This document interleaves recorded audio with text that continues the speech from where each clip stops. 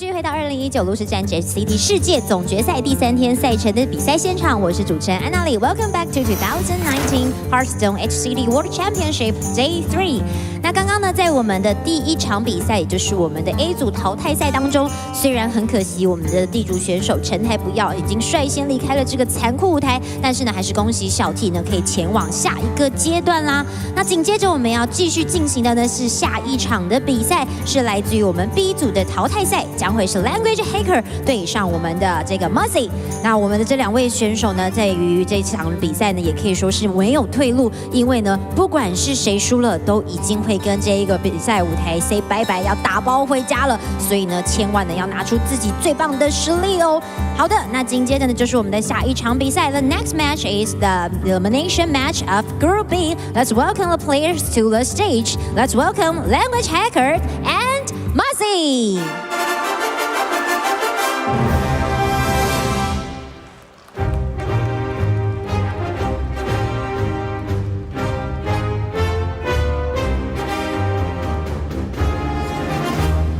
Okay, gentlemen, please come to the center and please shake your hand. Okay, please take a seat. 好的，接下来就把画面交给我们的主播赛评。Let's send it over to our casters.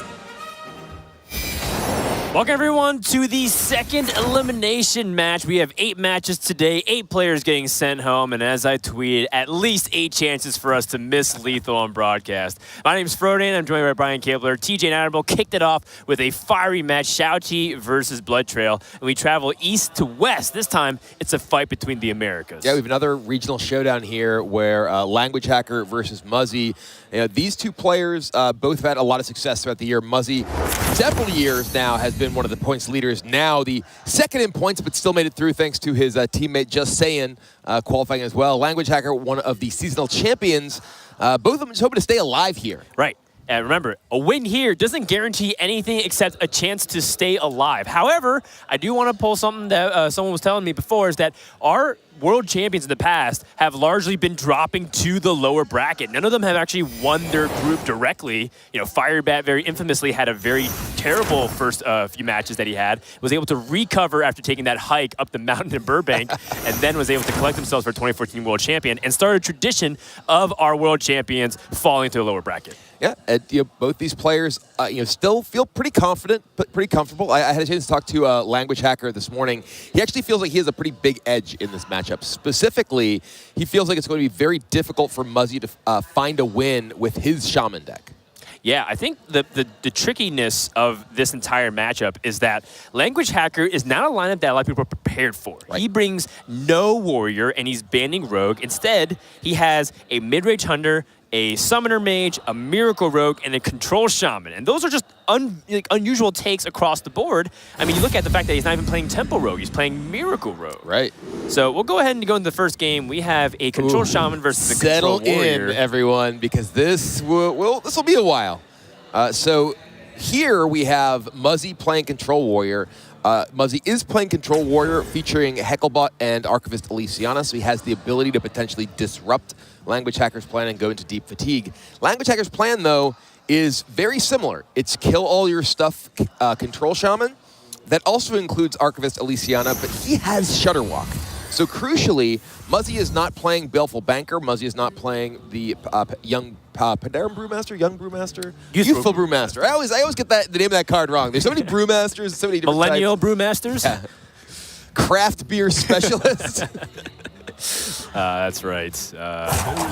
Well, languagehacker has a Sludge Slurper to start things off, and it's already something worth thinking about. You know, it's you don't have that many minions in the control shaman list, and a lot of them place a heavy emphasis on Hagatha to go the distance a lot of times in these decks. So I kind of wondered in languagehacker's mind, like, you know, what's the usefulness of playing this 2-1 when you know Warrior can deal with it super easily versus saving it? But then again, he might run into hand space issues later on. That's actually one of the very big things. Whenever you're playing a Hagatha deck, you need to be concerned about, or at least aware of, your potential hand space concerns later on. Languagehacker is playing a very spell-heavy version of Control Shaman. He's playing a Thunderhead deck alongside Spirit of the Frog, so he has Lightning Bolt, Zap, Earth Shock, lots of cheap spells that can prevent those hand-size issues coming up in the future, but it's still something just to kind of be aware of. If anything, I actually think the threat of an Acolyte of Pain allowing Muzzy to draw cards off of your Sludge Slurper may be a bigger concern than the sort of hand space issues and Hagatha concerns later on. It makes sense. I think it really does play a factor, but at the same time, also depends on how soon those hero cards can come online or whether or not we even get to that fatigue stage. A lot of times I think people underestimate the tempo that can be gained from Dr. Boom Mad Genius to force the issue from Shamans or just other control decks in general. Like, they have to use Hagatha's scheme on maybe 3 minions when they have a lot more ammo to go. A lot of people sort of have the assumption that they, the Control Warrior games, they always go, Control Warrior mirror matches or Control mirror matches with Elysiana. They always go to the turn timer or whatever. Right. That's not true.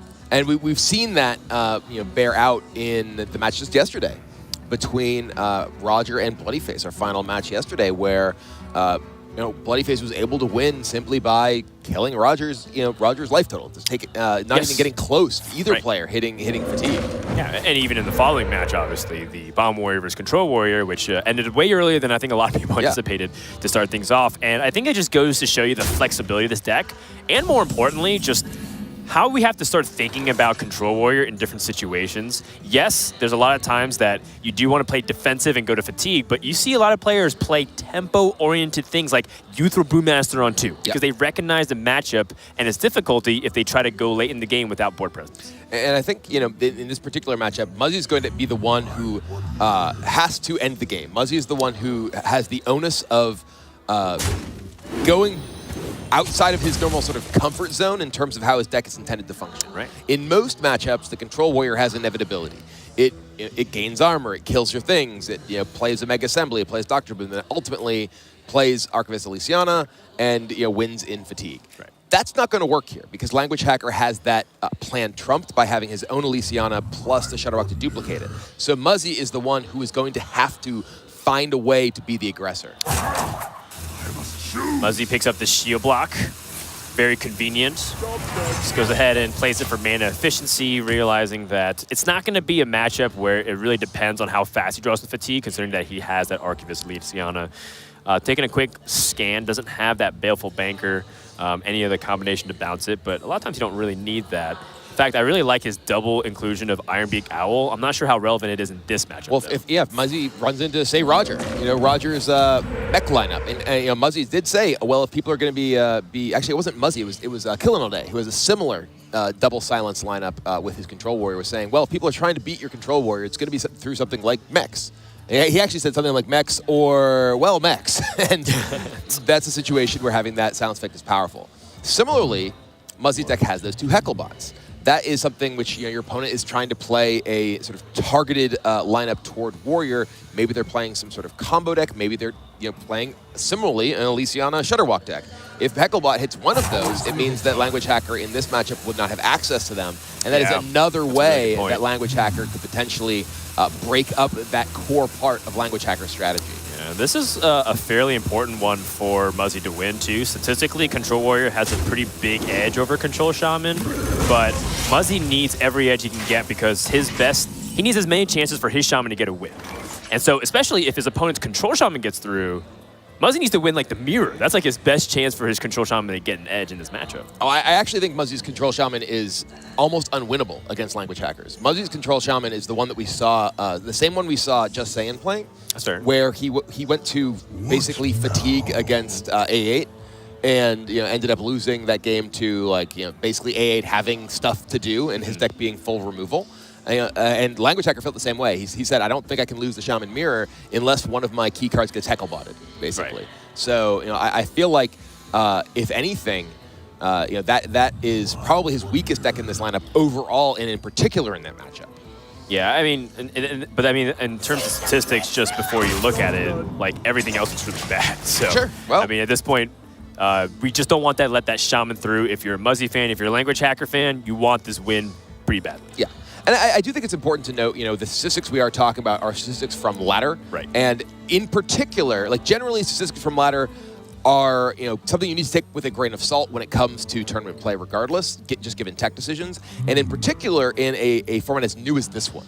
This is the first major event using Rise of Shadows, and, there's much less information out there, and many decks differ very significantly in the tournament lineups that players are using compared to what we're seeing on ladder.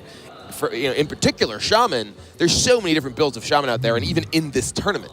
So, what you see as far as like the statistics are really unreliable, I think. Yeah. languagehacker going for this zap. Curious to see that Muzzy valued that early game board tempo with the Omega Destroyer as opposed to allowing it to get to turn 10, but he has Dr. Boom Mad Genius in hand pretty early on, and I think that's going to be really crucial. Yeah, Muzzy actually has his most important cards in order to be able to win this game. It's Dr. Boom and two Omega Assemblies. He needs to win this game by tempo. He needs to win this game by pressure. Dr. Boom gives him the tempo, and Omega Assembly gives him the resources to actually utilize that tempo from Dr. Boom. Normally, if you don't draw the Omega Assemblies, but you do draw Dr. Boom, you just kind of don't have quite enough. We actually saw that was part of what happened to Bloody Face yesterday. When he was playing, he had Dr. Boom against the Paladin deck, but didn't draw Omega Assembly, and just wasn't able to do anything with it for most of the game. Muzzy, though, he has all the components of that tempo plan that can allow him to take a proactive approach to this game. Yep, just needs to buy a couple of turns to get to that point until Dr. Boom and make sure that the board doesn't snowball. Thunderhead is a card that can snowball, though. languagehacker isn't playing anything that leverages it, say, with Bloodlust in comparison to like A83650, who is playing that. So Muzzy just setting things up for the future, and there isn't really a punish, I believe. On there's no oozes in languagehacker's Shaman list, which means that Muzzy is comfortable that this Super Clutter will just sit here. And I do want to comment a little bit, talk about the plans of each players. Some people may think that the Omega Devastator that Muzzy played last turn was a little bit weird, right? He's playing Control Warrior. His opponent obviously has a lot of removal. Again, given the fact that he has those two Omega Assemblies, he has that Dr. Boom, he is looking to kind of force languagehacker to use some of his removal early on, so that once he is able to get that Dr. Boom online, a lot of that has been expended. Right. He's not just able to play the sit back and kill your stuff plan because languagehacker does have that pairing of Elysiana and Shutterwalk that gives him the fatigue inevitability, as I mentioned before. And I kind of wonder if, in languagehacker's mind, if he recognizes that Muzzy's trying to tempo, should he play defensive or should he play more aggressive? He has, a pretty decent amount of damage to Lickums, Thunderheads. He doesn't have any overload now, but if he picks up a little bit more, maybe he can put on an actual pressure plan instead of just kind of letting Muzzy enforce his will, which seems like is going to be the case once Dr. Boom Mad Genius comes online. It's interesting because not only does he have the pair of Lickums, and maybe he's looking to play around Harrison Jones or his weapon project. I think the fact that Super Clutter came down makes him feel more comfortable that there will be at least the weapons project coming down because Muzzy did just set up that Super Clutter for future charges. Yeah, and a pass from languagehacker, I wonder if Muzzy just feels comfortable to pass right back, because languagehacker just didn't really develop. He passes overload turn. He didn't even swing, so it's not like he has to take a defensive measure with his life total. If languagehacker swung with charge 2 of the Lickum and pressured Muzzy's life total, maybe that warrants him to actually respond. Not that he really could, though. I mean, a lot of his cards are very mediocre in this spot outside of Ziliax. So maybe I think Muzzy passes right back. I think there will be a lot of players not really doing much, and frankly, I think that languagehacker is in part looking to utilize the fact that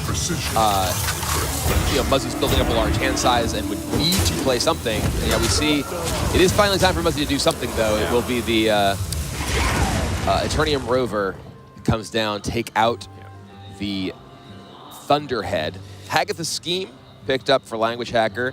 It's normally a bad card against other control decks, but given the dynamic we've mentioned between these two, how Muzzy is going to have to take a tempo position, it's actually fairly important that he picks it up and is able to start ticking that scheme up in order to be able to answer big boards that Muzzy might present in the near future. Okay.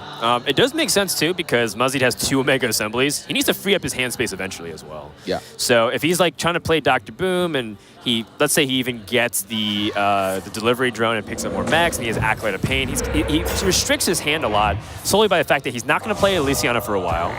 Things like Omega Assembly is going to crowd the hand, and he has more card draw. Yeah. So I like this use of it. And of course, the upside is if languagehacker doesn't deal with it, he's going to run away with the board because that 4-5 was the strongest thing by a pretty significant margin. languagehacker using Hex on a magnetized minion just kind of goes to show you how much he's respecting that tempo that Muzzy's developing. Well, there aren't naturally many big threats in the deck, right? The biggest things you're going to be killing are Hecklebots, basically, right? Or Archivist Elysiana, and you know that's not going to come down, for many, many more turns. Oh, that's true. The fact is, Muzzy has a lot of mid-sized minions that don't really seem particularly imposing, but if you piece them together, they get really strong. This is a turn where I think Muzzy's pretty much has Dr. Boom Mad Genius, or if he wants to delay it, and I think most of the time you just want to play it. Yeah, you want to get Dr. Boom online usually ASAP to start getting the better hero power for the matchup. Your armor total isn't really what ends up being important here. Yep. So I would be somewhat surprised to see Muzzy do something other than Dr. Boom here, simply because it's a great use of 7 mana when you're otherwise not going to be doing very much. Yeah, watching Muzzy, seems like he kind of reaches for the mouse and pulls his hand back a couple times. I think he's trying to stay disciplined with how fast he's playing, even though I feel like the play seems really obvious in terms of what we expect him to do. And I think this is just to go show Look at the grin from languagehacker in the emote. He's like, really? You went almost to the end of the rope to just play Dr. Boom on 7 against me? Yeah, exactly. I think Muzzy's trying to stay disciplined. Maybe he's even trying to be a little coy and annoy languagehacker, but this is, or maybe he's just trying to maximize exposure for his new team, Radiance. Say, you know what, I'm trying to get as much minutes as many viewable minutes as I could possibly get with this jersey on camera, okay? Yeah, he's trying to impress his new team. Yeah. I mean, it's tough. This is an elimination match, and you can't lose a single best of 5 from this point on.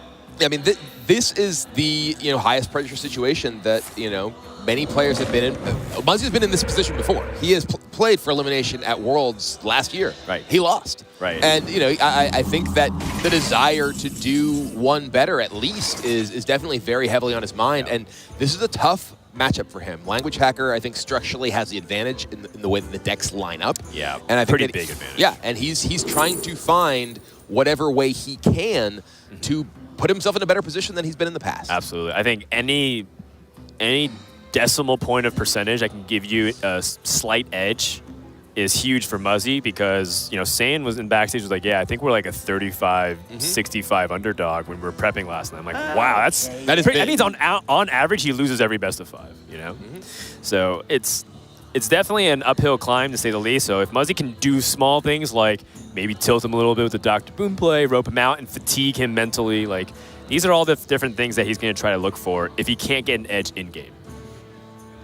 All right, well, and now another decision here for Muzzy here. Spring Rocket, I was going to say, I think has to be at least a little bit appealing. He's going to maybe draw with his Acolyte, paying off the Spring Rocket. Getting tricky here, gets to rush it in as well. It's very cute. You can actually even clear the board. He attacks the healing totem. 0 mana minions can attack if they're forced to with Mass Hysteria and whatnot. All right, Spirit of the Frog, the draw for Languagehacker. That is his deck's card draw engine. Love it. I think Spirit of the Frog is criminally underrated. Oh, that card is so good. Yes. I remember day 1 watching Dog stream Malago Shaman, and it's like he zaps, draws a 1-mana spell like Lightning Storm, or Lightning Bolt, and then like plays that and draws like a 2-mana spell, and then just plays that, gets a 3-mana spell, that draws Hex, plays Hex, like draws the Haggis. I'm like, wow, there's just like good spells across the board for Shaman. Yeah. It's particularly gross with Haunting Visions, because you get to sort of double up on everything. Right. Yes. All kinds of awesomeness. Yeah, there is one copy of Haunting Visions in Languagehacker's deck. That being said, I don't think he needs card draw right now. I think he's trying to find a way to actually, ironically enough, craft the master plan against Dr. Boom. And none of this looks really appealing. He has a Zilliax, but that's not going to do anything. All right. Well, we do see, didn't mention it, but Muzzy's card draw from that Acolyte picks up Hecklebot. And right. Hecklebot is one of the most important cards for him to try to sort of cheese out a win. Languagehacker was saying he feels like he has a huge edge unless Hecklebot hits a key minion. And in this case, Shutterwalk's in the hand.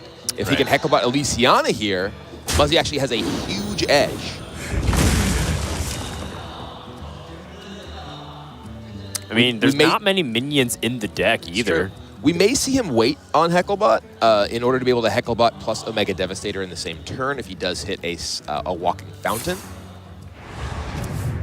I think the earlier you let it go, the better, though, because you increase or you decrease your chance of hitting the Elysiana the further the game goes, just because they draw more cards. Yes, it's true. That being said, Muzzy still might hold on just for a little bit longer. Wants more clues because it's also part of that game where it's still fairly early. And now that I actually evaluate Language Hacker's deck list, it does have a decent amount of minions with the 2 Mossy Hearts, the 2 Spirit of the Frogs, the 2 Sludge Slurpers, even though he's seen 1. Yeah, and one issue with Language Hacker's deck is that outside of Spirit of the Frog, he doesn't really have any card draw. Some versions of Control Shaman will play Farsight, which digs you deeper into your deck, whereas it can get you anything. Obviously, thinning out your deck with Spirit of the Frog when you are trying to find a particular thing does get you closer to that. But the card that he needs the most right now isn't even the Archivist Elysiana, because he does need to get that eventually. But the card that he needs to pick up as soon as he can is Hagatha, because otherwise he is losing the battle of resources against his opponent's Dr. Boon. That's where maybe the Spirit of the Frog is going to be really important. Maybe just to thin the deck to get to those minions. But then what's scarier is that if he plays Spirit of the Frog, that makes Muzzy like more sure that Language Hacker has a small concentrated pool of minions that he's trying to fish for. Not that it would really affect the Hecklebot because it only can pull minions, but it just gives him stronger clues, in order to get closer to his desired goal. Yeah. Here we go. Hecklebot fine. Not Elysiana. Yeah, not what he's looking for. And, we did see Muzzy decide to wait that turn until Devastator was active in case he did hit Walking Fountain or Elysiana herself. Now, how to react at this point. He does have the Omega Assemblies online, but he has a lot of cards in hand. So he's going to need to play some things before he fires those off. Yeah, I think maybe just a tempo plan for now. And that's his plan, right? That's how he has to win this matchup, is via tempo. It's a pretty sizable board. It is. There's 10 power, and that's just something that puts a pretty significant clock on Language Hacker, so we might have to pull the trigger on some of his removal here. He's got the scheme. Yep. He has been scheming for a bit, but I don't think 8 turns. I think that may be 6. Should be able to clear it off in any way possible that he wants to combine his resources, though. Yeah. Oh, that is able to get rid of the board. Spirit of the Frog going to come down, it looks like. So I think this could be a combination of his overload spells to try to just get This implies that he is firing off some action. Go to Lightning Storm with the Frog, find himself a Hex. Then he has, if he wants, Zap plus Lightning Bolt, which Zap finds Lightning Bolt finds Witch's Brew. Yeah, Witch's Brew, by the way, with Spirit of the Frog. Super fun if you have a lot of 3-mana Zap finds Earthshock. And now, now the Lightning Bolt will find a Witch's Brew number 2.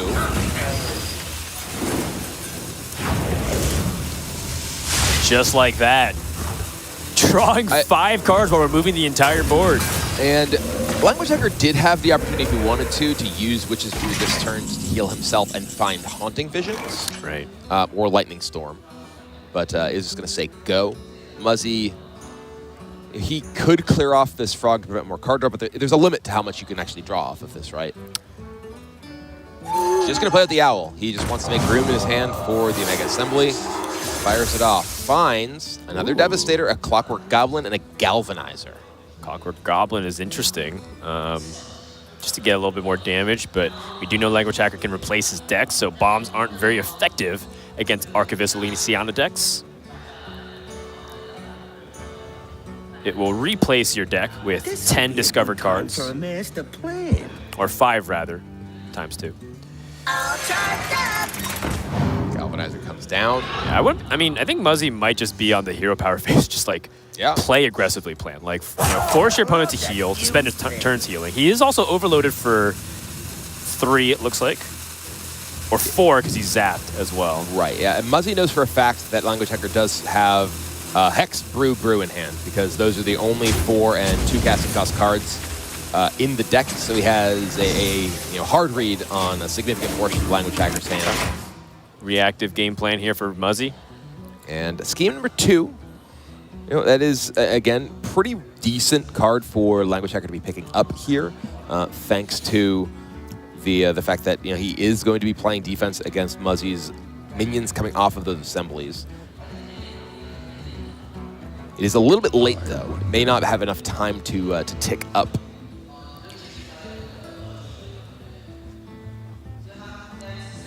Language Hacker does have room to brew once, but the second brew, I believe he will not get the card from Frog because of, let me count this out, he got 4, he got 9 right now, right? So he brews once, so he gets the repeatable copy, not Echo, and the Haunting Visions. If he were to brew again, he would lose the brew. Not that he would play it again. I was just forgetting which happened first. Yeah, it's definitely tricky because of the sequencing. Right. All right, gets a Big Bad Voodoo, another brew. Sure. Yeah, okay, so he does. Yep. And he gets a 0-cost Witch's Brew, which gets the Lightning Bolt. So these are like really important technical plays for Language Hacker to squeeze out every single possible draw. And more importantly, sequence it so that way he doesn't draw for his 10th card and burn his Elysiana by accident. Yep. That'd be an absolute disaster. And now we see, this is a matchup, as we mentioned earlier, can definitely go to fatigue. Both players 8 cards left, but of course, Elysiana remaining for both of them. Muzzy's in hand, Language Hacker still waiting in the deck. This would be a good time for a master plan. Yeah, and I kind of wonder if maybe somewhere in the back of his mind, Muzzy is thinking about turning into a draw. Because under the draw rules here in the World Championship, if these 2 players go to the turn limit, then they both get a win with this deck. Correct. Yeah, so and that is the case outside of final game in a match. Right. So if it was 2-2, it'd be a different scenario. Correct. We're not gonna play literally forever. Well, they both go to the decider match. It'll be a battle royale on the final stage for second place in the group. Hearthstone battle royale. Now you're speaking the language. You're not actually. I'd be terrible at that. Can confirm, have played battle royales. All right, Muzzy, Goblin sending a bomb to the deck, it looks like. Yeah, he has to play a minion here, and more importantly, he wants to kind of set up things like his Omega Assembly. Oh, I like this. So Muzzy keeping the Spirit of the Frog alive because it can't attack, therefore Language Hacker will have restriction on the spells that he can play, assuming that it draws more spells from the deck. Well, there is the Mossy Horror, one of Language Hacker's tech cards in this deck. He's actually playing 2 copies. Language Hacker specifically expected to see a lot of Token Druid in this tournament, which is a big part of why he's playing Mossy Horror in this deck. He has Barongeddon and Mossy Horror in his Mage deck. And he has 2 of these in this deck, in addition to Shudderwalk to pair them with. So a lot of respect for token-style decks. Yep. Incidentally, he actually said it's another card that's very good if he does end up in the Shaman Mirror match, because one of the ways that the Shaman Mirror match can go is, well, Reign of Toads. It's like, oh, kill that too. Something that we... No, yeah, the Reign of Toads is definitely going to be really big. Language Hacker is starting to make his move because his hand's getting too big. And now he draws his second Lightning Storm with Big Bad Voodoo. Still doesn't have Elysiana, though. And I'm also starting to wonder, like, if Muzzy picks up his Hecklebot, there's a pretty good chance that it lands on Elysiana right now. It's true. And he could potentially find a Hecklebot off of the Omega Assembly as well. Right. Crucial to note, Muzzy has played both of his Owls, so that Big Bad Voodoo that Language Hacker played on the Ziliax is guaranteed to hit. That's huge. Well, huge in the sense that it's like important to know. It's definitely not huge. Caster exaggerated. Because he's going to get a 5-drop. That 5-drop will die. In any number of horrible ways, go look at Muzzy's hand. Is it the same mana cost or 1 mana more? Oh, it's 6-drop. You're right. It is 1 mana more. God, casters don't know anything. All right, Warpath. Muzzy's going to start using some of this removal in his hand. He will see what comes out of the box on that Ziliax. I wonder if there's any huge 6-drops that can come out here. The Beast! That is pretty big. All right, that's a big 6-drop, and it gives Muzzy tempo, right? You know, and Very you see much a little bit of a smile from Language Hacker as that happens. Yeah. Because now Finkel Einhorn coming out.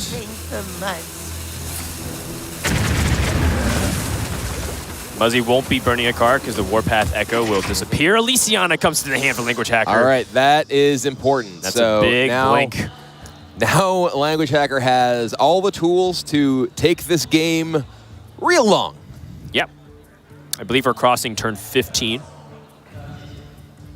I actually have been tracking it like prisoners in a cell. Yeah. He's not even kidding. He has like hash tally marking everything. I'm taking a picture of this and posting it on my Instagram story because it's really funny. Nice self-plug there. Absolutely. I'll post it on Shiro's Instagram story so people can see it there too. That'd be weird. People are like, why is this dog in jail? What's going on? Well, he's counting down the days until Kibler and Natalie return home. Or, I mean, it feels like a Control Warrior versus Control Shaman. Yeah. Language Hacker here, he has to burn cards, and I think now that he has Elysiana, he's not really afraid of utilizing some of his resources. All right, and we do see the small scheme fired off alongside that Kobold Lackey, rather Goblin Lackey. Kobold Lackey. It's a Kobold Lackey, yeah. The Goblin is the one that gets Goblin's rush. double time, double pay. And Muzzy having pretty mediocre mechs across the board. I mean, Demolisher, not really anything special. Pilot Reaper. Okay, then. He doesn't have an offensive game plan. Doesn't really have a way to grab that tempo very easily. With big minions, has it with small minions. But at the same time, tempo is tempo. All right, Piloted Reaper comes out. No 2-drops in Muzzy's hands, so nothing will come out when that dies. And will we see the Bronze Gatekeeper magnetic here? I think he wants the hero power, quite possibly. I think the one thing going for him is that Muzzy has the hero card online for way longer. Oh, bombs away! How exciting. Second walking Was that fountain. Agatha? No. Yeah, it's a second fountain, which is nice. I mean, that just gives Language Hacker ways to recover life and threaten the board. It's also a big individual minion, so that way Super Collider can't do anything. I kind of wonder in Language Hacker's mind, if he gets Agatha as his 30th card, is that still plenty of time for him to just win this game? Oh, absolutely. This is not a game, at this point, given the way that things have gone, and frankly, in part, due to the specific mechs that Muzzy has gotten off of Assembly. They have not been terribly good. They've been fairly low impact, right? So there hasn't really been much pressure on Language Hacker, so he hasn't needed the extra value from Agatha. He's just kind of been able to sit back. Okay, there's a Boom Reaver. The one caveat is if Muzzy can discover a Mecha'thun, Mecha'thun can just win the game straight up. And we have actually seen some success with Mecha'thun Warrior. In fact, Fibonacci posted a deck list this morning about how he climbed to rank 1 legend with Mecha'thun Warrior, and it's largely capitalizing on the fact that people just don't expect Warrior to drag out, or they are expecting it to drag out the game through replacing their deck and utilizing Archivist Elysiana. Sometimes you're just like, forget all that nonsense. I'm just going to win right now the moment I fatigue. Yeah, and there's people who were talking about how maybe if you were looking to do a target warrior style of lineup, that may have been really a better option than some of what we have seen in this tournament. But yeah, that coming off of the Elysiana late, or off of a Discovery Drone or Delivery Drone, not Discovery Drone, or off an Assembly, can be a really big deal. Right. But speaking of just big deals, that Boom Reaver's big, and I'm curious to see if Muzzy decides to play that out or hold on to it and hope to get something really big off the Elysiana to combine with it as well. That's fair, yeah. I mean, Boom Reaver could be utilized with Elysiana after he's replaced his deck, because looking at the cards that Muzzy's played, he has maybe a couple minions at best. He has a second Hecklebot. I wonder. And Harrison Jones. Those are the only 2 minions remaining. Oh, sorry, and his Dynamatics. So those aren't terribly impressive, especially if you just pull out one of them with Boom Reaver. Language Hacker doesn't have to do anything. He's at 9 cards. You can still hold and wait for the Agatha. Yep. Although, to some degree, you may want to play out some of your stuff prior to Agatha to ensure you don't run into hand space issues. I don't have exact knowledge of the last cards in Language Hacker's deck. He still has the Hagatha. I believe he has...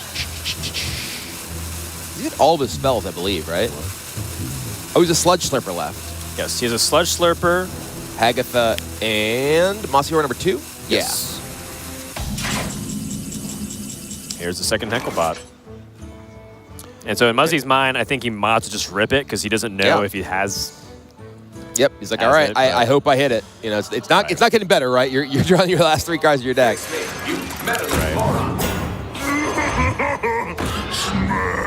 So I think this will all but confirm Muzzy that Language Hacker has that in his mind, which is entirely reasonable and about the average outcome.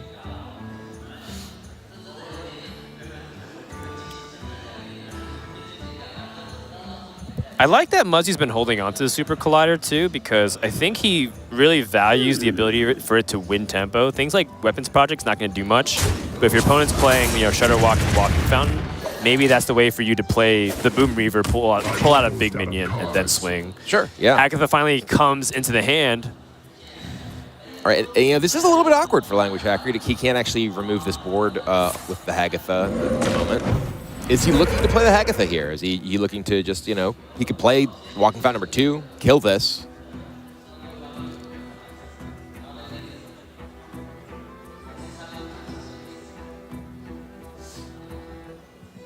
The key thing, really, though, in this style of matchup, once you get to the Elysiana turns, having Hagatha means that you aren't just limited to your Elysiana cards. You're not just limited to the cards that were in your deck. You have Hagatha cards too.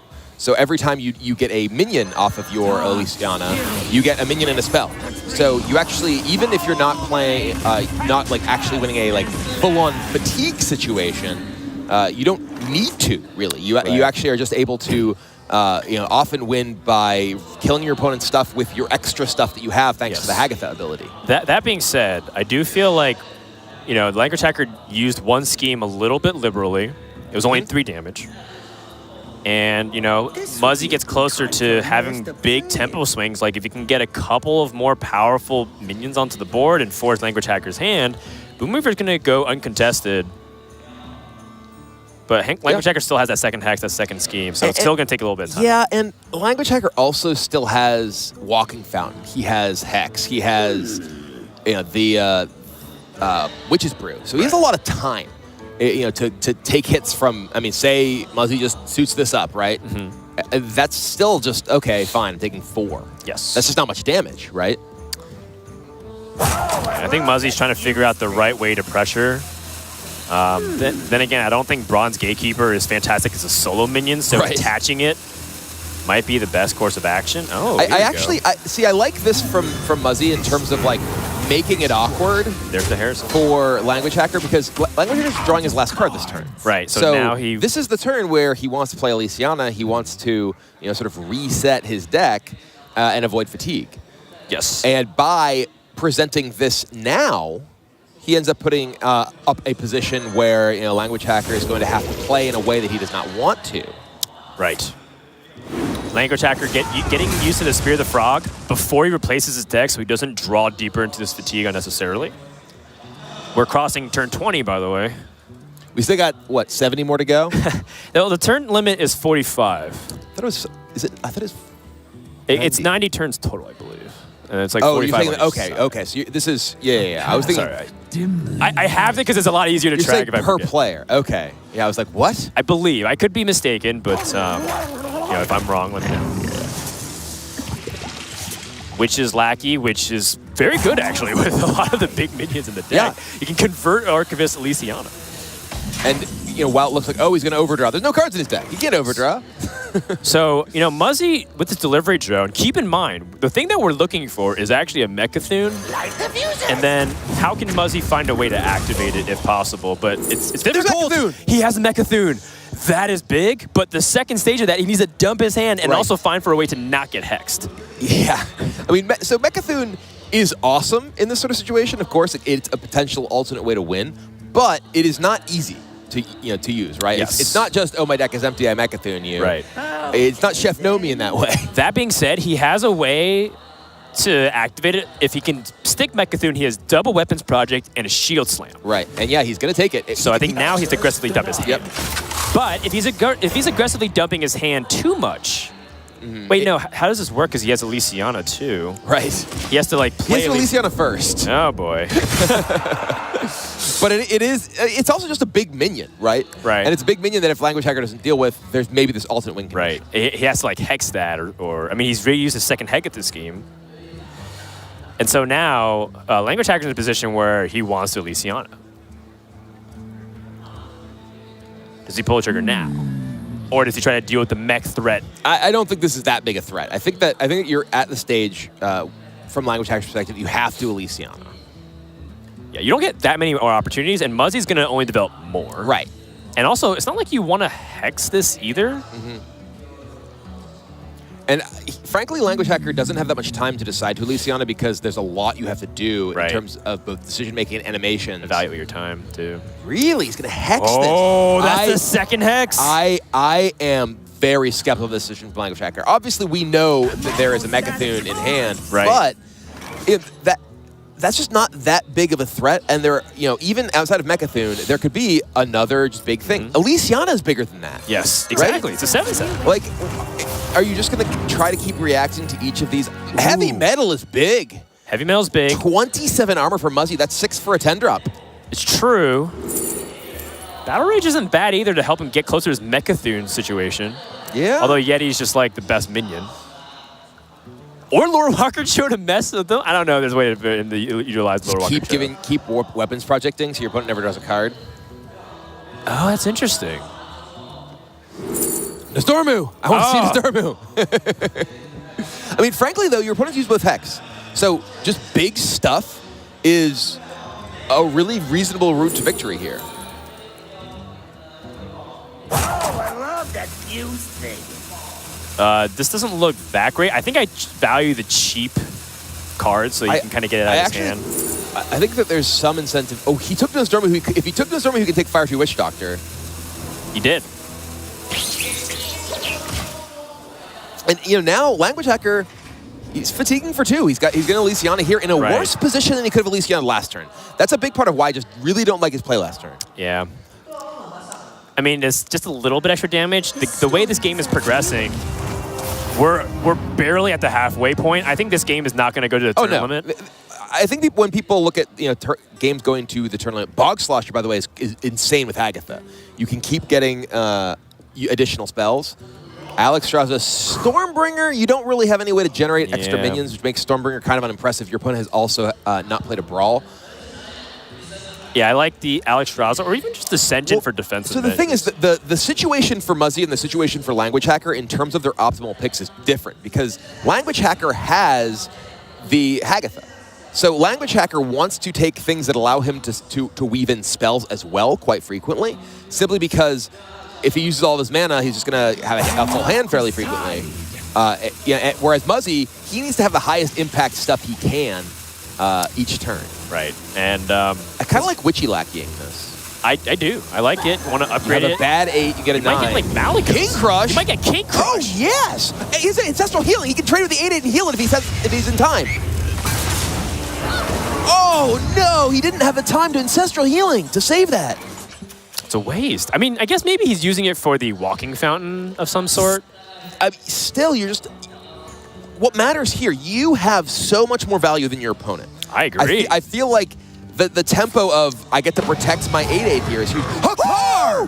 Whoa, we have a Hearthstone game on our hands. My God. Language Hacker chuckling, saying, yeah, kind of knowing that this is it. But, I mean, this is just 10 mana threat after 10 mana threat, and the Hex was used already. Oh, he picked Mogushon Warden. I thought he picked Crowd Roaster in that position. I don't think he had a dragon that he picked. Oh, right, because he skipped the Alex Raza for Senjin. I mean, it was on the opposite side of... oh, my God. All right. All right. Well, this game just got really nutty. He was overloaded, so he can't actually Earthen Might this. Oh, yeah. It's annoying. He can attack and zap. He has to zap it. Which is fine, but this is going to get interesting. Well, the thing is, he can also replace his deck with Corrupted Bloods. Right. So, Muzzy has Corrupt... Yeah, Muzzy can have no way to get out of these Corrupted Bloods. Whereas Language Hacker, he can play that Shudderwalk and replace his deck again with Elysiana. He does replace his deck with Elysiana with random cards because he doesn't get to choose. It's true, but he removes the Corrupted Bloods from his deck. At what stage is what play correct? Yes, and I think now Muzzy recognizes, well, he couldn't deal with that, and I'm just going to play Mecha'thun for tempo. I love this play. I agree, and you know, we're coming back to feeling like that Hex that Language Hacker had played on the 4-9 is left him in a pretty bad spot. All right, Blazing Invocation to try and find a nice Battlecry minion. There's silences in the pool. Witch's Apprentice gets him 2 spells. Bloodsucker Corsair will kill. He has, so we'll get a spell off of this, then a spell off of Agatha. He's looking for a Hex Lava removal. Burst. Ancestral Spirit. It's a funny Mecha'thun counter. Oh, okay. Oh, that's good. And he has Frost Shock. He can Frost Shock the Mecha'thun. Yes. Imagine a world where Mecha'thun just never dies until Muzzy action fatigues. But this is what I was talking about when I was talking about the power of Hagatha in these games. Okay, man. Heavy Metal number 2. The Hagatha just continues to give Language Hacker extra value with every single minion that he is able to play. That Mogashan Warden, gave him, I think it was the Frost Shock. That Witch's Apprentice, gave him 2 spells. Right. I think Muzzy also is going to look for this delivery drone to once again make big impact. At this point, tempo is king. I think if he gets a Mega Destroyer, another Boom Reaver. He has Nose Dormu in his deck. He can pull out an 8/8 and also force Language Hacker in a bad situation time-wise because the animations from Hagatha, plus the fact that Language Hacker is a slower player. It's true. And look at Muzzy's hand. From a tempo perspective, he still has 2 Shield Slims and 27 armor. Right. So he has all his removals. This is not really a board that Language Hacker can really react to effectively with minions. He's going to have to protect himself by killing these minions. Yes, I like this. Hagatha schemes are gone. Pushing just a little bit extra damage here. Language Hacker has the Bog Slosher. Nothing to bounce. There is always the fallback plan of the Shudderwalk. Yes. And I think that might be what Language Hacker's going with. There's Slurpers. There's Mossy Hars. I mean, there's the Elysiana. Those are the battle cries. Well, there's also just Hagatha. Hagatha will at minimum, and I believe he had. There's a Witchy Lackey.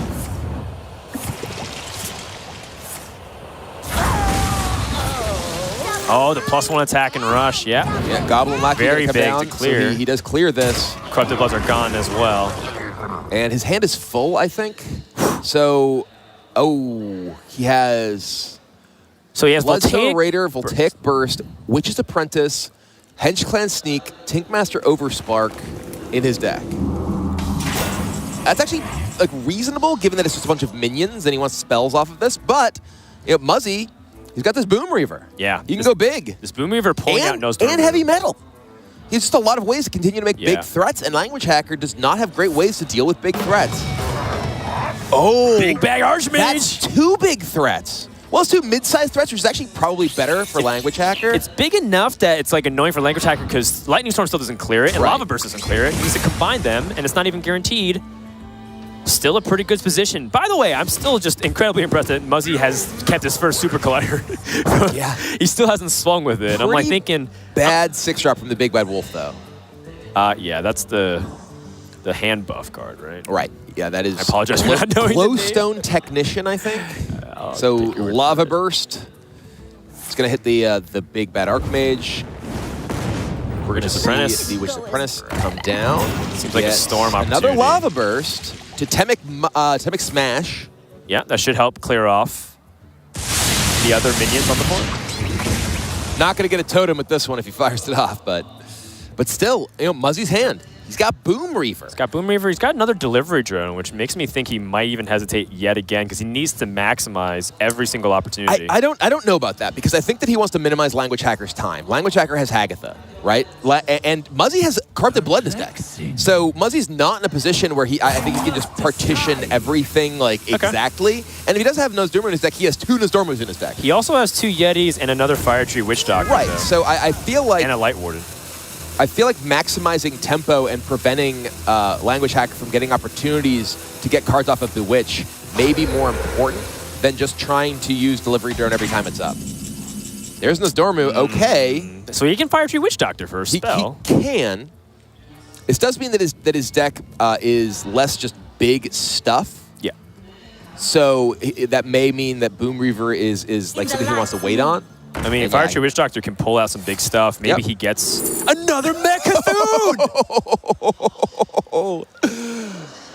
This is just haymaker after haymaker from Muzzy and Delivery Drone here. All the rules of Hearthstone are being broken because you're only supposed to play one legendary deck. Lysiana gives you 2 copies. Now he's discovering the 2nd copy of Mecha'thun, assuming he wants it. This I mean, would be a good time for a master plan. I think the Mecha'thun here is just good so he can layer threats 3 turns in a row. He can drop Nozdormu, he can drop the Boom Reaver, he can drop Mecha'thun. Mortal Strike, Heroic Strike, Sweeping Strikes. This is a lot of strikes going on. I think, yeah, the cheapest makes the most sense here. You can just use Heroic Strike and kill this 2/3 if he wants. I think so. And just we can't re-equip something. Maybe he just attacks and re-equips another Super Collider. Okay.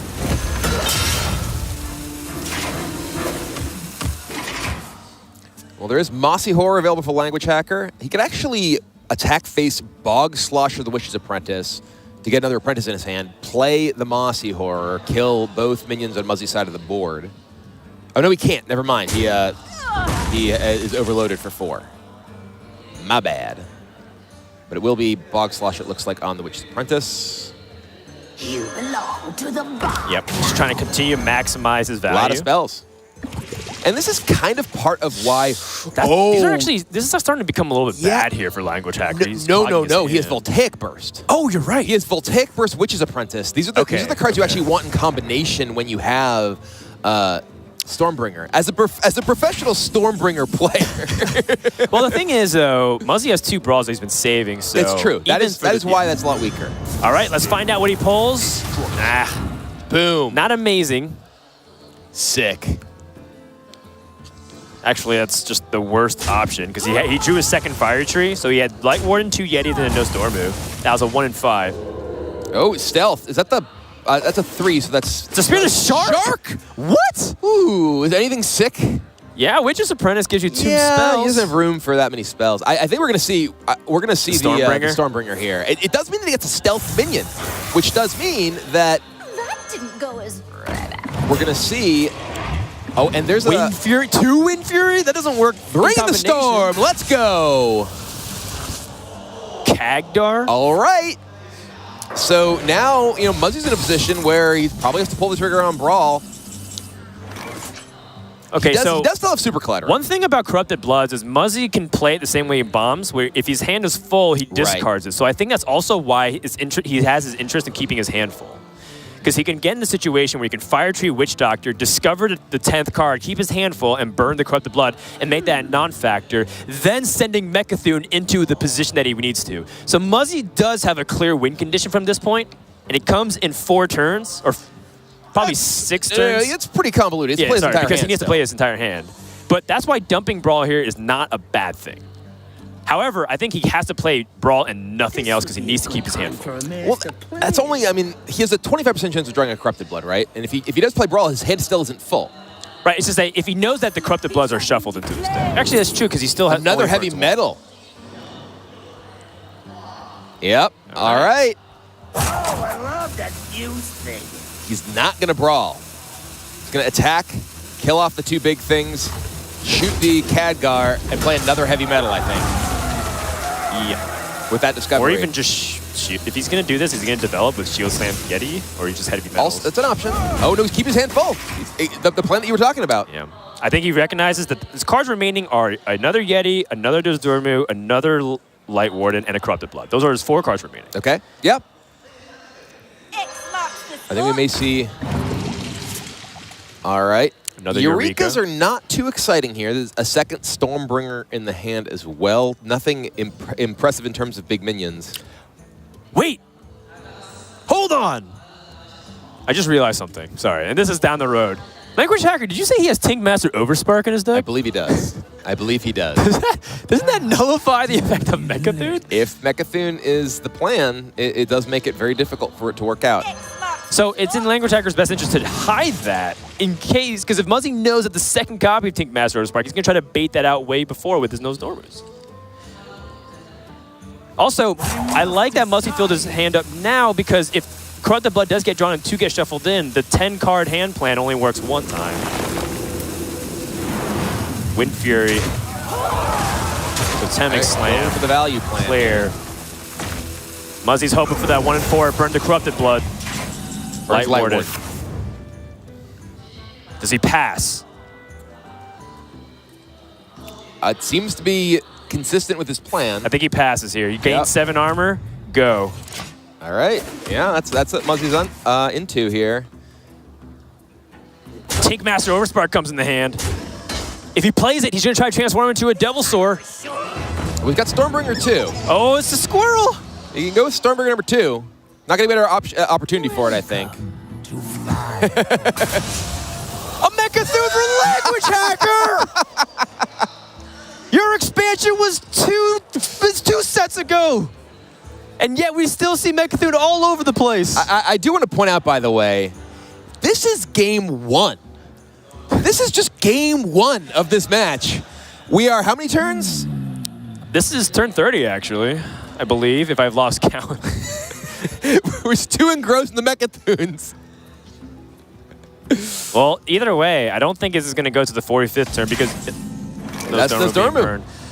And now Muzzy, I think, has to pull the trigger on this. I mean, yeah, this is too scary. He was not able to burn Corrupted Blood in 2 turns, had a 25% chance. But he can delivery drone. That's actually huge. Delivery drone. You're right. You are absolutely right.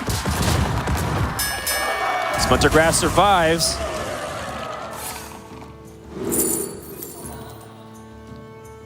Clockwork Automaton actually has some use with the laser, but Vicious Scrap Hound gives him a little bit of life. Dynamatic helps him clear the board. Yeah, I think that Muzzy's plan is he's just going to try to get rid of that Corrupted Blood because Language Hacker pulled the trigger on that Shudderwalk. Look at the deck sizes, too. Language Hacker doesn't have that much stuff left. Right. Desperation, but that's second Wind Fury. 16, yeah. Big damage coming from Language Hacker. The blood is burned. Muzzy nodding.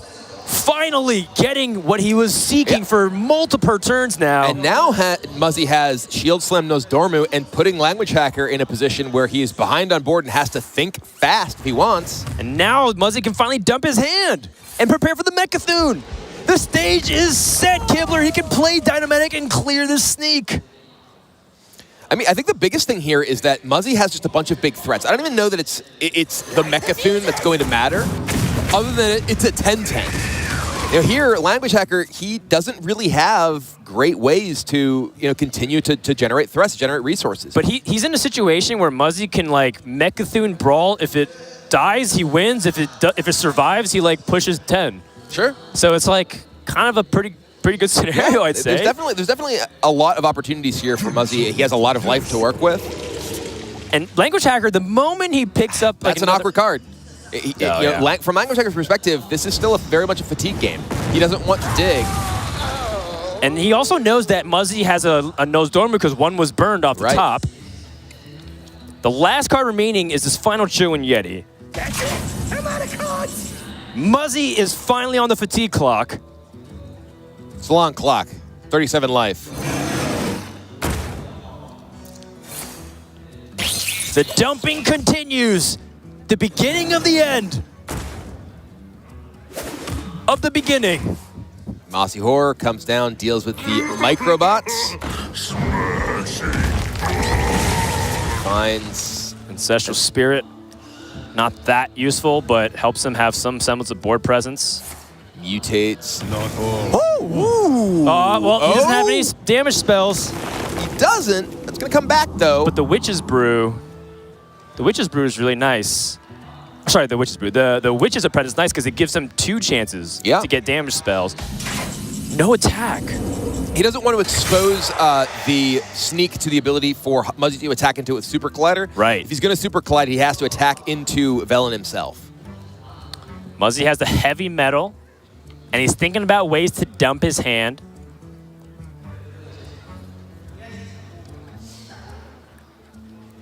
Heavy metal has the best use now because if he's going to take damage of his armor and a fatigue plan, he's going to have less chances to get good heavy metal stuff. However, maybe in his mind, he doesn't want a 10 drop per se because that gives him a risk of getting Hakar. And this is actually stuff that players really think about. If you see like things like players don't play a faceless lackey when they're really far ahead on board, it's because they don't want to get Doomsayer. It's like things like that that really put them in corner case scenarios that they really want to avoid. Ow. Yeah, Clear. And now we can see Blast Shield Heavy Metal. He's avoiding it. And I totally understand his perspective if that's what he's thinking. I want to see another Stormbringer. 3-in-1 game. Let's go. No, these are pretty weak. Yeah. But damage is damage. If he Eureka's, I mean, actually, Muzzy already knows there's a second Tink Master. Yeah.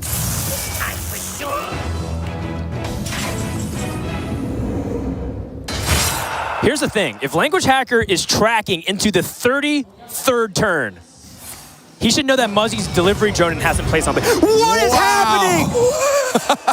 I don't understand Hearthstone anymore, Brian Kibler. By the night. So this game is a Shaman versus a Warrior. Got a Tyrion, got a couple of Dormus, got a couple of Mecha'thuns. We're over an hour into the single game. I am loving every second of it. Here comes Tinkmaster. Tinkmaster is out! But that means Mecha'thun is fair game. Another Stormbringer. He's got Voltaic Burst as well. What? This is a very long tornado. If he plays the Henge Clan Sneak, he'll just get hit by the Super Collider. Right. There's no cards in his deck, though. This is all he has to work with. This plus whatever card comes off Henge Clan Sneak. That's it. Language Hacker's out. So the Stormbringer has to carry home unless he gets another big spell off the Sneak. Wind Fury. That doesn't do it. I mean, that'll help cement his Stormbringer's position if a big minion survives a brawl. Yeah, he does. I mean, he does have Voltaic Burst plus Stormbringer as really his last breath next turn. But now Muzzy has a tempo advantage because no Stormu plus Super Collider, that might just end the game. Unless Language Hacker can turn it with the Voltaic Stormbringer. This is the big push from Muzzy. 3 fatigue, not even a dent. This has to be. Total. This has to be a no Stormu. All right. It's so fitting that a long game is now going to be rushed towards its conclusion. All right, speaking of rush, Voltaic Burst. Let's get 2-1-1 rush. The last-ditch effort from Language Hacker. That is the worst outcome. Speaking of fitting conclusions to a game, that was incredible. And like we said, that was game 1.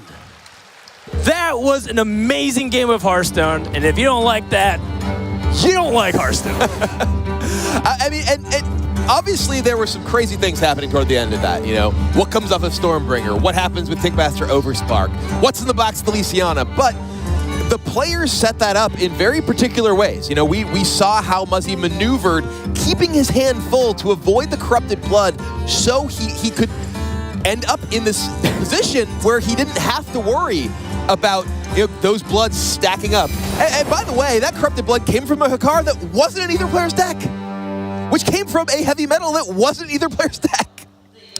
Kibler, I don't know what to say. I'm speechless. And we were saying that we were told before the series that we weren't going to go to a break from game 1 and game 2, but we are. We need to take a little breather when we come back. Game number 2 of Muzzy versus Language Hacker.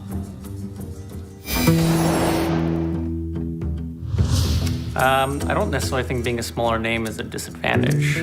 If anything, it could come as an advantage because the other players don't expect as much from me. I obviously don't have, you know, a star-studded career as like Muzzy or Sane or those people who have had very successful events throughout the past 2 years. But I also haven't been competing at the same level they have. Just I haven't been going to as many events and I didn't have the opportunity to compete as heavily as they did.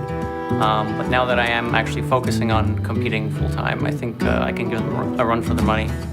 I've struggled with confidence in the past, and after playing in events and consistently placing like top 16s or stuff like that, it still felt good, but it wasn't quite as epic, I suppose, as winning or top 4ing playoffs or specifically winning fall championships. So that when that happened, I got a bit of a confidence surge, and I felt a lot better about myself, which helps me feel less nervous, which I think was one of my biggest weaknesses in the past, just not being comfortable playing, even though I've been playing for I don't know how many years now.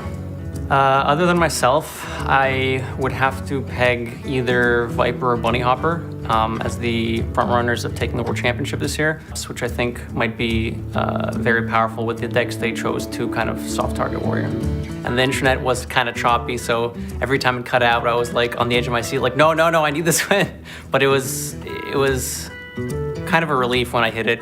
I hope I can do Canada proud and maybe take home the title for Canada and for myself, of course.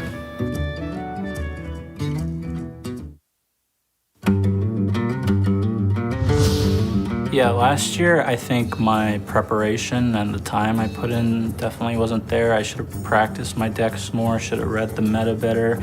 This year I changed all that. I mean, I prepared with Sam, my teammate. I think we developed a meta read that didn't really work out for my group, but I'm feeling more confident in the list that I brought and the decks that I optimized.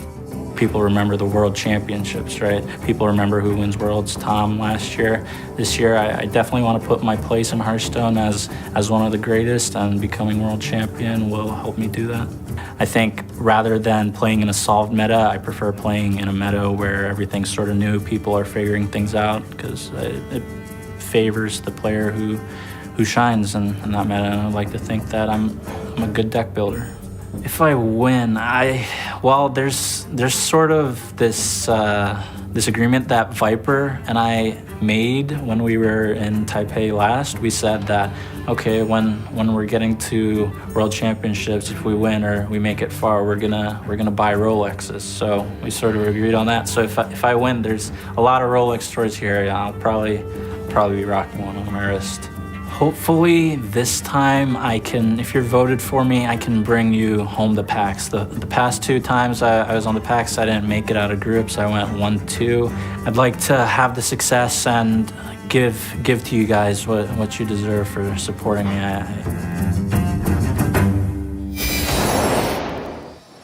An hour and change later, Muzzy stands on top 1-0. What's in store for the future of this best of 5, where they fight for their elimination? Who is going home and who lives to fight on? As we go into game number 2 here. Also, shout out to everyone that showed up today. We are sold out for the weekend.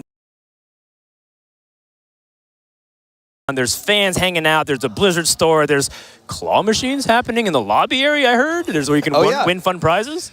Yeah, and but if I were you, if I were in this building, I wouldn't want to be missing this, because if that game 1 is any indication, this is a match that it's going to deliver. It may have already delivered, and we're just going to be downhill from here. Yeah, it's going to be like. It's like Iron Man 1 compared to Iron Man 2 and 3. Yes, or every American sequel movie ever. It's going to probably be like 4 games that end in like 5 to 10 minutes each. Zoo Warlock versus Control Shaman. Language Hacker, you got to feel for him a little bit. I think, Muzzy kept throwing curveballs left and right through delivery drones and all that stuff, and also the Archivist Feliciano. But that's kind of the rope that you walk on knowingly by bringing stuff like Control Shaman and being dependent on Shutterwalk and Mecha'thun. So we go into this game. Zoo Warlock has a tough time against the AoEs of Control Shaman. I was going to say, Language Hacker only has that Storm, but now they picked the Mecha'thun scheme. It's going to be a very competitive game for him. Yeah, it's a very big deal. Language Hacker's Shaman deck here is specifically built to beat aggressive decks with the Thunderhead package alongside Spirit of the Frog to give him some juice to keep digging through his deck. Mecha'thun scheme, though, obviously very important. And frankly, not as important to draw early against Zoo as it is against some other decks, because even just a Mecha'thun scheme for 2 or 3 is often enough to clear their board. But definitely a card that you want to have access to, even if it's not super powered up. Well, Muzzy has the Magic Carpet, which is very difficult to contest as Shaman early on, and has a hand of 1-mana minions. Seems good to me. And if he's able to set up a big board that's out of the Lightning Storm range, that forces Language Hacker to take a lot of damage before his Haggatha scheme can come into play. That being said, Language Hacker still has Lickum and Lightning Bolt to help keep himself safe from the board getting out of control. In fact, he can just kill off this Magic Carpet right here, right now. He can, though. Magic Carpet is much less powerful, much less scary in a matchup where you're not really trying to seize the board like you are. It's a minion-based mirror match, right? If you're playing Zoo versus Zoo, the scariest thing in the world is the Magic Carpet on the side of the board. If you're just toteming, all right, their guys can kill your totems. They're a little bit more powerful, but it's much less of an issue to kill right away. Right. Language Hacker, I think, is contemplating, do I want to say Bolt plus Lickum here? And it looks like what he's doing. He's going to go ahead and kill the Imp, as well as Lickum down the Magic Carpet. As you're saying, the carpet itself not terrifying here. It will actually be pretty powerful for Muzzy here. He's able to buff up 3 1-drops if he want. But then, well, there's Lightning Storm in Language Hacker's hand. So if Muzzy is triple 1-dropping this turn, you're not feeling too bad about it. Yes. The Lightning Storm, though, isn't as effective as Language Hacker would like it to be because of Argent Squire and Mecha'thun. He's going to have to commit another swing, which is not the end of the world. It's just that Muzzy will have resilient board afterwards. Even to the point where I kind of wonder if Muzzy wants to do something else with Grim Rally, but I think it doesn't fit nearly as clean as the 3 1-mana plays. I mean, there is the possibility of, say, Argent Squire plus Mecha'thun plus Grim Rally. That does give him, a board that is somewhat stronger, but is that a big deal, right? Would he rather just save Grim Rally? If he doesn't get AoE'd, he'd rather get AoE'd before he Grim Rallies, and then have the Grim Rally later on to buff up a board that his opponent might not have AoE for. Almost out of time. He also might just want to life tap, right? Life tapping is not a crazy thing to do here when you are looking to be in a position where you are knowing that your opponent has lots of board clears that you need to fight for it. Yeah. Yeah, I think that going for this triple 3-drop makes sense given the context of his hand. Yep. The life tap wouldn't be the worst option in the world, but he also has a 1-window opportunity before Haggatha scheme comes in. And I think we may have some people in the chat saying, "Oh, missed attack, didn't kill the totem." He wants that totem in play. He wants that totem in play because he has... Actually, yes, he has Sea Giant in his deck. I briefly looked at the wrong deck, and I was like, I don't see a Sea Giant at the bottom there. But no, he definitely has Sea Giant in his deck. Ooh, so best case scenario there for Muzzy. Yep, not hitting the 3 on the Crystallizer. And, that's a situation where... Ooh, okay. That's a nice draw. Yeah, Evil Genius can munch the Joey bot here and give Muzzy a bit more fuel. But Muzzy, he's taking his time. We did hear him say, he felt like his last appearance at the World Championship, he was disappointed in his result. And, he's not going to let this one slip by him. We saw just how deliberate he was in that first game. It's why it's been over an hour, and we're still here in game number 2. Yeah. But, you certainly cannot fault these players for wanting to think through their plays every single turn, because every single turn matters. Knife Juggler is really powerful in combination with the Goblin, or just the lackeys in general. Muzzy squeezing in every bit of damage, and Language Hacker's Overload starting to be a little annoying here. He would have loved to be able to get the Thunderhead onto the board before all these Overload and just win the game, it feels like, because you're going to be able to dominate every single position that Zoo Warlock develops. But all this little chip damage that Muzzy's getting in, it's adding up.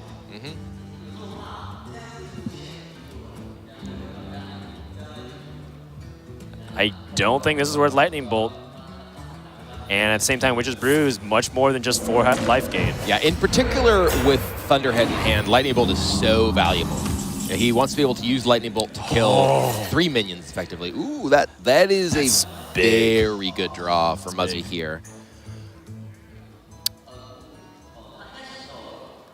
So there's a couple options here for Muzzy. He can obviously develop Discaria because he wants to set up against AoE, but he can put the Knife Juggler with it, or he can continue to explore this path of gathering a lot of resources for the post-AoE.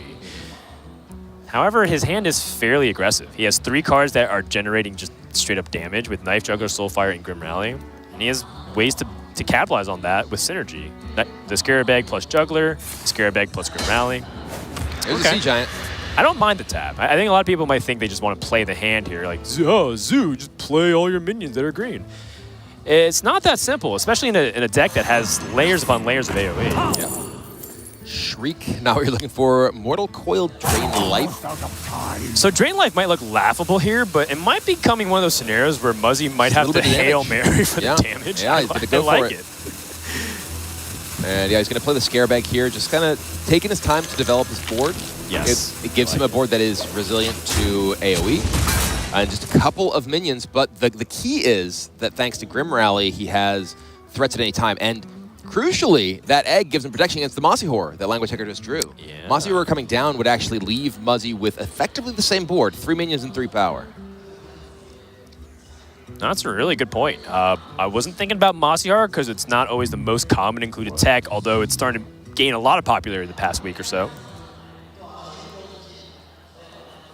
languagehacker has several options, and I think he just wants to pick the one that keeps him the highest life total possible. So that's not Witch's Brew. Sorry, I was like, yeah, he's just going to go Witch's Brew to 30. You are technically incorrect. Whoa, look at this. He's lightning bolting his own totem to stop the Sea Giant build.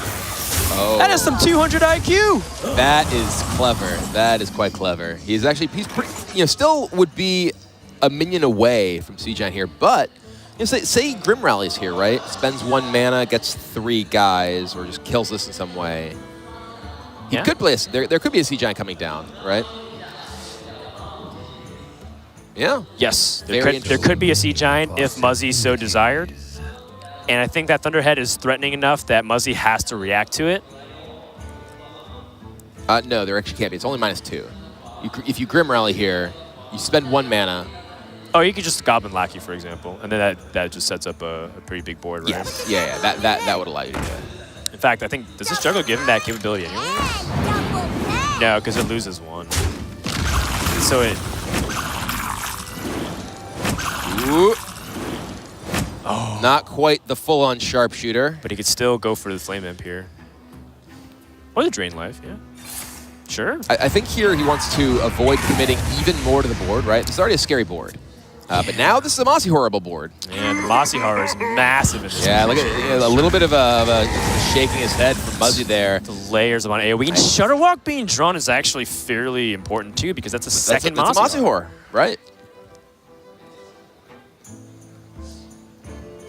Languagehacker did not include Mossy Horror in his deck specifically for Zoo, but he mentioned that it's sort of a happy coincidence that Zoo is so popular, and while Mossy Horror is not fast enough by itself to actually deal with Zoo, it does give you this additional layer of AoE, so you can hold on to the Hagath scheme.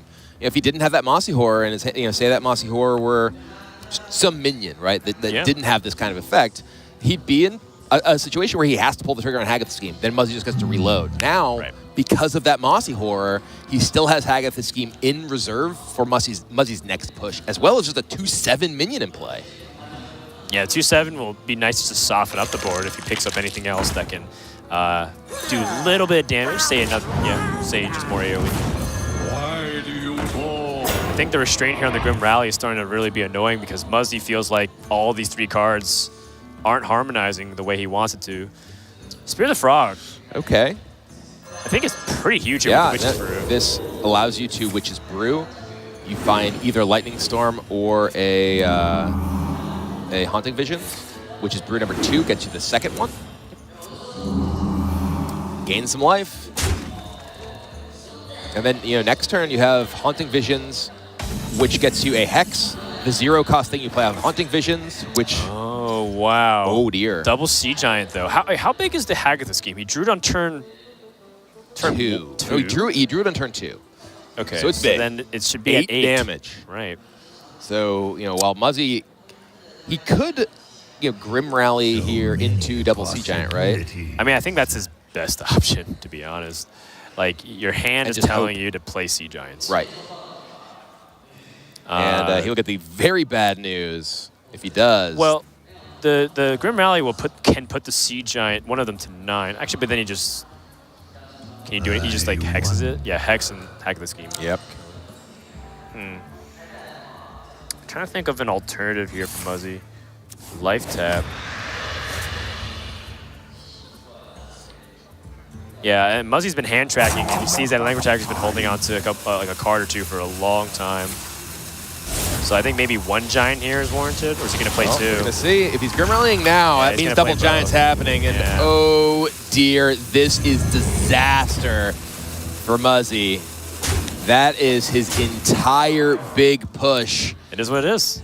And I think it's the right play. And I think Language Hacker just had the hack of this game, which is kind of what we're talking about, the importance of this of this card. And really, just looking at how this all played out, this was very much about Mossy Horror. Obviously, Hack of the Scheme is the card that's really putting the nail in the coffin, but it was the Mossy Horror that allowed Language Hacker to hold on to that Hagatha scheme. Yep. So we had this answer to this big board rather than having to answer a previous board to a board dying to Grim Rally. Right. It's good deck building from Language Hacker to understand what he's exactly trying to do and how it synergized together instead of just simply putting in AoEs for the sake of it. Muzz nodding, knowing that this is and not the a walking good position. fountain is really the nail in the coffin. Yeah, I think this is lights out here momentarily. If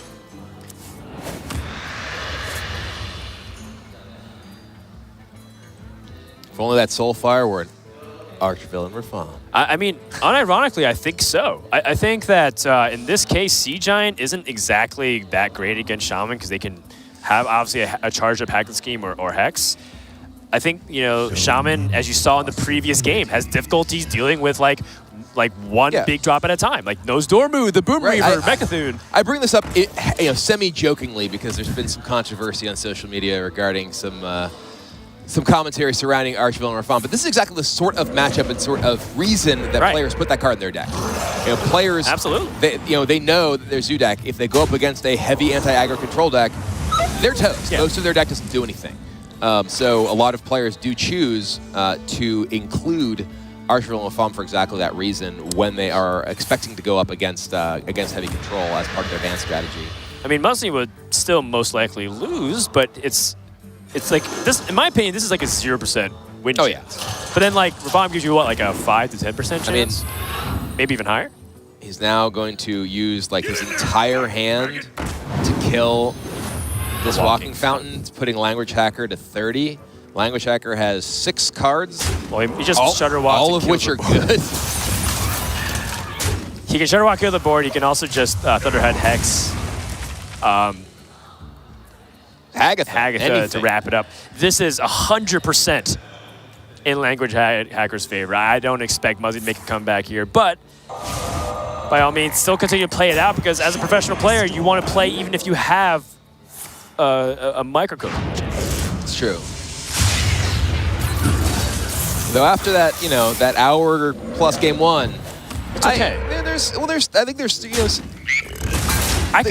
argument to preserving your mental energy. Right? I could use some resolution after that climax. Solarium is like one of those cards where it could help me get back into it. But it'd be one of those things where you need like Despicable Dreadlord from Wild. Yeah, you need to draw cards that aren't in your deck in order to have a chance to win this game. You could draw. I think if Muzzy put his entire deck in his hand right now and was immune to fatigue, he would lose. Well, if he was immune, you're saying for that turn. If he was immune, he couldn't lose. No, I think he would lose if he's immune to fatigue. I think that Language Hacker would be able to just eventually kill him with a walking fountain, the second one.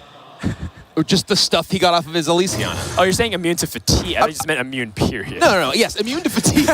He's immune for the rest of the game. All right, this is just lethal, right? No, never mind. No. He gained armor. I mean, it is. It's lethal. He's playing Hagatha. Sure. Good push, good effort from Muzzy. But it's time to scoop him up. Let's go to game number 3. Muzzy will see the next card drawn. Oh, no, he's going to life tap. Don't you worry. He get Soulfire himself. He's got lethal. It's true. There it is. Finds it. Boom. Hey. That's the package right there. Soulfire and Microtech Controller to your own face. All right, game 2 in the books. Language Hacker equalizes it. Control Shaman gets a much-needed victory onto the board. That was really important for him. That being said, the focus for us in the series draws near as we're wondering whether or not Muzzy's Control Shaman can get over the hump. That deck looks problematic, to say the least, against what Language Hacker has. Yeah, specifically, Muzzy and San were concerned about this deck's ability to beat, decks that weren't largely aggressive decks, right? They built their lineup to target Tempo Rogue. And while Language Hacker has Rogue, his Rogue deck is Miracle Rogue. His Rogue deck is a questing adventurer. He doesn't quite have the full-on auctioneer package, but he has sprints. He has Togwaggle scheme that he can use with Heist Bear and Togwaggle to just keep presenting more and more and more threats. And frankly, I mean, he could win in fatigue against Muzzy's Shaman deck. We saw the game between Just Saiyan and A8 go effectively to fatigue between their two Shaman decks, and Muzzy, or rather Saiyan, playing the same list as Muzzy, just didn't have the tools to do enough to win. His deck does not have Elysiana. His deck does not have Shutterwalk. It tries to win via just running your opponent out of stuff and having Rain of Toads, Walking Fountain, and Thunderhead to sort of get over the edge there, and that just isn't necessarily enough. Yeah, and I think Togwaggle scheme plays a huge factor in that, if it even gets to that point. I do think that they do have a proactive game plan that in that matchup, compared to against, say, Language Hacker's Shaman deck, can work out, right? Because being able to Archmage Vargoth Rain of Toads is extremely powerful against decks that don't have legitimate AoE clear, and the Rogue does not. Right. That is actually specifically what Saiyan was saying backstage. He's like, we need to get that Plague of Toads going on. We're still sticking on Zoom Warlock. I didn't even know he said that. Yeah, I know, because you were like standing next to the stage, and I asked him, like, real quick, like, how do you win this matchup if you're Control Shaman? He's like, I just play Plague of Toads. Plague of Toads. I like it. I like it. But it will not be that matchup here. It'll be Language Hacker playing that Miracle Rogue style deck against Muzzy's Zoo we just saw. This is a much better matchup for Muzzy, though. A little bit of a throwback. Yeah. Real Violet Teacher, Shivs. These are cards that you might see in the Tavern Brawl that, Osaka's Oil Rogue might bring you down memory lane. But the important card isn't necessarily those. It's the Fan of Knives that can help deal with the Microtech controllers, the lackeys, the Scarabs. But that does make the Grim Rallies in Muzzy's deck that much more powerful, because if Language Hacker is relying on 1 damage AoE from Fan of Knives and does not have access, rather he does have access to Blood Mage Thalnos. If he does not have Blood Mage Thalnos, the Grim Rally alone can just get your entire board out of range. Yeah. And also, they still don't have an answer to Magic Carpet very conveniently. Ever since the Rogue has lost Vile Spine Slayer and they've been cutting saps, it's been fairly difficult for them to just have that single target removal that we know them for. Because they favor small chip damages here and there, or just big, like using their big weapon damage to help clear. Muzzy's got the carpet, and this is a matchup where, at least in the early turn, Language Hacker is going to have to rely on minions primarily to fight for the board here. Does find a second fan. However, as you were mentioning, that's a key card in this matchup. Not really something you just want to fire off in order to cycle and get a little bit of damage in your opponent's minions. Yeah. He does have a way to use the prep fan with SI, but like you're saying, it's a waste, and he doesn't even remove anything. The Violet Teacher prep fan is something that he's probably thinking about for now. Maybe just a Tempo SI7 agent to try to fight for the board and know that your opponent's going to trade into it. I feel like Tempo SI7 in particular, if you're planning on playing Violet Teacher fan, it just feels terrible this turn. Because, I like just daggering up, getting 1 point of damage on the 2 health Crystallizer here, because you don't want to give your opponent an opportunity to use their minions that would just die to Fan of Knives. That's true. To kill your SI. That being said, Muzzy has cards to counterplay that with the Evil Genius. Very good. Get the lackeys up, and lackeys are a fantastic tool against Rogue, or just against any class. But specifically when Rogue tries to build up all these small little advantages, the lackeys are so good on tempo to fight back for it. Yeah, the Evil Genius is one of the real standout cards in this particular build of Warlock. Gives you a lot of fuel for your Grim Rally. It's just a lot of fuel for your carpets. Right. And now Muzzy setting up a board that it is powerful against that tempo play we mentioned of Language Hacker trying to Violet Teacher into Coin Fan. Miscreant is a draw for Language Hacker. He could prep Fan into Miscreant, or prep into Miscreant, and then possibly Fan, possibly play something off of an Ethereal Lackey. He does have the Witchy Lackey as well in order to get a 4-drop off this Miscreant. Right. 2 Faceless. Faceless, which are good, but are much worse when you're behind a Magic Carpet. Yeah. Not to mention that, he still has to deal with the board. He can't clear off all these small minions. And slightly awkwardly, this Fan of Knives does mean he's putting damage on the Magic Carpet, which makes Backstab worse at giving you tools to deal with it. Right. And Language Hacker is not playing a Raiding Party Waggle Pick deck. He has neither card in his deck, so the damage to actually kill.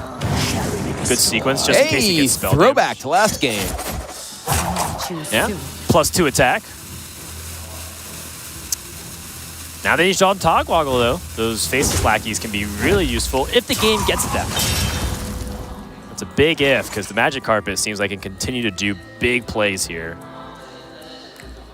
Yeah, the 6 health in Magic Carpet makes it very difficult to remove in the early turns. Yep. Language Hacker, incidentally, does have one interesting tech card in his deck in the form of Betrayal.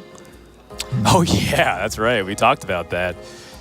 Yeah, he specifically wanted Betrayal because he thought that Token Druid would be pretty popular, and he thought that that was a very powerful way to give him the ability to deal with multiple minions at once for cheap, which is something that obviously a Miracle-style rogue deck is interested in.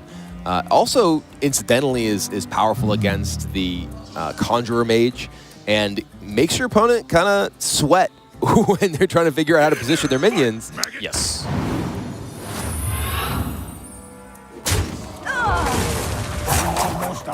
I think Muzzy, does he go wide here with just, say, the Microtech controller? I think he wants to ensure that he doesn't... okay, interesting. I think he just wants maximum use of his board right now. Yeah, I'm slightly surprised he didn't want to keep 1 more damage off of the carpet just because of Eviscerate. Yeah.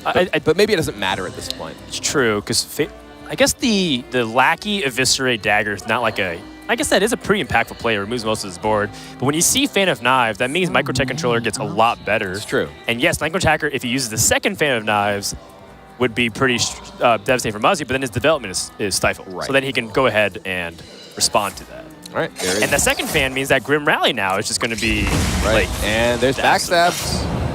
Not able to backstab that damaged carpet. Yeah. Big deal here, down to 2. But he does have SI. Right. Oh man, how important was it to shut down that Microtech controller because that Sea Giant? There's only 1 sap in Language Hacker's deck. Evil Genius plus a Scarab Egg. Big wide boards. Faceless Lackey comes down too. All right, a lot of stuff. This is all of the AoE outside of Betrayal in Language Hacker's deck in the form of those two. So shaking the head from Language Hacker. He is not happy. Oh, I like this. I was thinking the Faceless Lackey, but you get value off. You already got a lot of value off the Magic Carpet in terms of the pressure. And then just keep the train going. All right, that's Van Cleef. And with the Faceless Lackey, or rather with the carpet gone, Faceless Lackey into Faceless Lackey into Backstab into Van. All right. Faceless Lackey, Backstab, Van Cleef gives you a big Van Cleef. Big Van Cleef. Does mean that your opponent gets a lot of opportunity to get down a Sea Giant for currently 0. Muzzy, it's like he's playing the mirror, He's got like cheap minions and the Sea Giant. Funny enough, if he had Magic Carpet, that Sea Giant would get rushed too. Shadow Bolt and Soulfire. Shriek, not nearly as good if you're playing a small token-based deck. Muzzy can play his entire hand here, I believe. So I think that the Soulfire, is got to be pretty appealing if he wants to try and kill the Van Cleef, or frankly just kill Language Hacker. Yeah, I like the Soulfire here. You can discover another card. Looking for something else quite cheap. Oh. Man, there's another. So he has Shadow Bolt and Soulfire. And Soulfire. He can play a Sea Giant with that. Right. That's crazy. That is amazing tempo. You play minion, kill your minion, 8/8. Not in that order. Kills minion first. I think it costs 1. Is his board full? You might have to trade first. I think there's 6 in play, yeah. Okay, wow. Works out brilliantly. Okay, he's going to go with the Demon Fire. Oh, this way, by taking the Demon Fire, he gets to play his other minions too. Oh, I like it.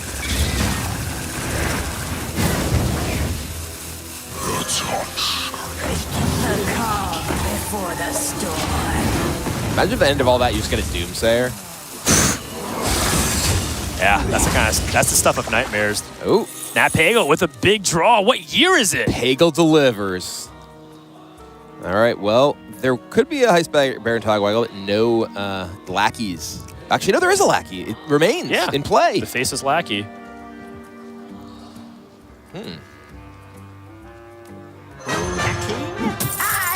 So what are you looking for here? I feel like with Crown you don't. Well, with Wand, like what in Language Hacker's deck right now gets him out of this? He has Sap. He can find like Sap Sprint, or like Ziliax is pretty good. Yeah. I feel like Crown you have to get like something so ridiculous off of Crown. I think this situation. The nice thing too about Crown is that his hand gets so good with zero cost That's cards. true. Every single one of these cards have synergy. Violet Teacher or Questing Adventurer both get really powerful with Wondrous Wand. But it does require some setup, and if you play Wondrous Wand first, you can't play both of the SI7 agents. It's true. The Zeric's Crown does give you a chance for like a big legendary impact, but remember the legendary minions for Rogue aren't exactly very board centric. You have Myra Rotspring, you have Grawl the Sharks. Like these aren't cards that are going to do the biggest immediate board impact. And I wonder from Muzzy's perspective, like he could have killed the lackeys there. He knows that there's Iceberg and Togwaggle in Language Hacker's deck. Or maybe he wants him to. I don't know. Well, I don't know if you want him to, but maybe he's willing to do that to concede some tempo or concede a little bit of the board, but to make him fill up his mana playing a 5/5. He's got 17 damage this turn. Oh, sorry. What am I 15. counting? 15. 17, including the damage he dealt to himself with Life Tap. Yes. There you go. I got your back. He can do up to 17 damage this turn. Player agnostic. And I guess the evaluation is whether or not Muzzy, is there any credit to him trading whatsoever? Obviously, the Sea Giant should go phased. I think it's whether or not he wants to utilize things like his 3/2 or his 3 attack minions to trade Toggle. I think he's going. He's getting them. Yeah, it's a lot of damage. And it's a hard board to deal with. It is. It is. And Wondrous Wand has to do exactly that. Okay. Interesting enough, I think he'd rather have that off the draw of the Wondrous Wand, but well, yeah, just gotta go ahead and Still wand good. here. Yeah. Fire it up. Yeah, I think he's gonna wand, Viscerate, SI. Akio nuts. Miscreant is okay. Prep is Preparation sprint. That seems okay, but Sprint's just gonna draw more costed stuff. Yeah, and his mana slot is extremely limited right now, just 5. Prep Eviscerate into the sprint. Still needs more. Right. Betrayal. Look at the positioning played around Betrayal. Oh my goodness, you are correct. He played around Betrayal. He did it. Oh, nice. A second Eviscerate. That's big. Oh, now he can this is clear really off almost big. everything. Trade into the 3/3, SI the 2/2. Big plays from Language Hacker. That wand doing a lot of work. All right. I mean, 2 power survives on the board no matter what he does. And Witchy Lackey. That gives him Bog Chaper. Whoa. Juggler. Okay. Juggler number 2. But it's not the 1-drop. And he has no way to break the egg right now. Yep. Wow, this game turned around on the back of that Wondrous Wand so quickly. There you go. And let's look back. Muzzy left the Lackey up. He killed 2 minions. Yes, you're right. And that is the only reason Language Hacker had the opportunity to Heist Baron Togwaggle that turn, and it is only because of Wondrous Wand the Language Hacker's in this game. Yep. That being said, Muzzy still has outs. That Soulfire, I believe, was discovered off of the Ethereal Lackey. True. He still has 1 copy remaining in his deck, and he has Juggles. It seems like he's not going to win the board anymore from this point on. Playing things like Magic Carpet would just solely be to stall for a little bit of time. I think his best plan may just be go face. Go face, play the Magic Carpet. Yeah, hope to play the Magic Carpet to try to force your opponent into an awkward position. Maybe, okay, he's going for the Juggler into Carpet. Oh, that's All a right. big juggle. It is. there is a Ziliax still in Language Hacker's deck. Yes, actually. He has Bog Shaper in play. Each of these spells draws him a minion from his deck. That's Ziliax! Oh, that's a Ziliax off the top with the Shadow Step. And with Togwaggle Scheme. Put 2 Ziliax in my deck. Woo!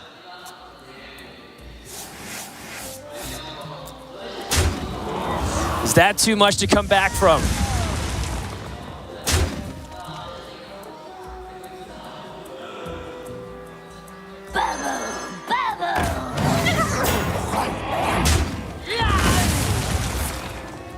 Draw another minion. More minions. There are 2 Ziliax in 7 cards. I think in Language Hacker's mind, And a Ziliax in play. He wants to keep his Bog Shaper to increase the chance of drawing Ziliax, but he also can just put out an 8-mana minion. This is a pretty good minion here for what he wants. If he draws a spell, it becomes a minion. If he draws a minion, well, there's a good chance it's a Ziliax. Right, he also has 7 cards left in his deck, so yeah. It's a fairly high concentration. Yeah, okay. Nat Pagel, you're fired. Ooh, that is very interesting. 7 life for Language Hacker. Man, this is a tap for Muzzy. Finds Direwolf Alpha. Direwolf Alpha. Ziliax just still on the board.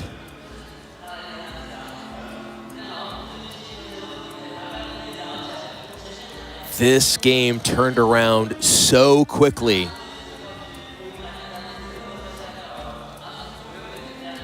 I wonder. You see Muzzy trying to find any way that he can win this game, but without that Soulfire, without Juggles going face, I don't see a way. He needs to somehow juggle down Ziliax and get damage to the face here. Right. It would have to be specifically Knife Juggler, yeah, hitting the... And then there's a Berserker. Yeah. Does that kill you? I don't think he has much of a choice to think about this. He doesn't. I think he goes here. I think he Grim Rallies at the end of it. Okay, that's a good one. Yeah, it is. Doesn't have much time. I think he's thinking about trading into it. All right, he's going to trade it. He's going to kill it. It does mean that Language Hacker gains 3 more life. Oh, that is an angry Berserker. Oh, man. This is looking bad. There's 15 damage. Each trade 16, is 17. 1. Oh, God. Another Ziliax, too. There's got to be like some kind of lethal opportunity here.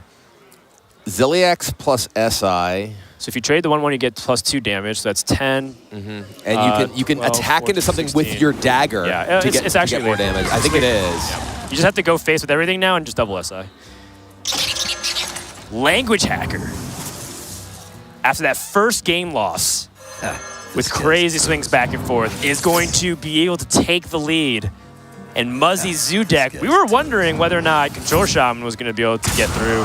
Zoo Warlock is struggling. Yeah, and we've had some pretty crazy games so far in this series. Of course, that very first game was really incomparable, but that game really was pretty remarkable from Language Hacker with the turnaround, thanks to Hearthstone Togwaggle. He had a 1/1 in play. Right. He had a single 1/1 in play. Muzzy, had an enormous board. Yeah, and Muzzy, like you said, could have traded. He saw both of the lackeys played because it was the 2 faceless lackeys from his hand. Had he made that trade, Togwaggle was not the option in that spot, unless he's a tempo 5/5 and he had to resort to a different thing altogether.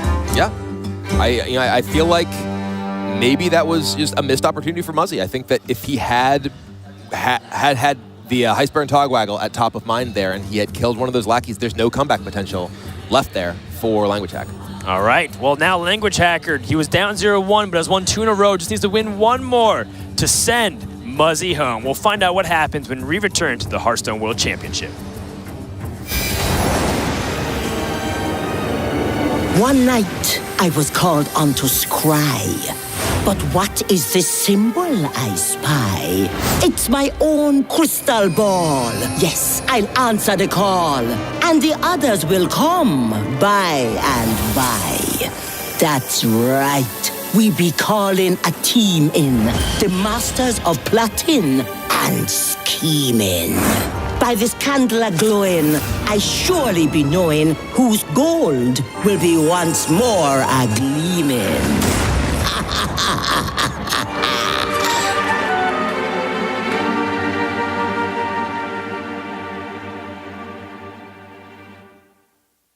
Hi, my name's Mihai Dragalin. I go by the tag Language Hacker. I'm from Toronto, Ontario, Canada.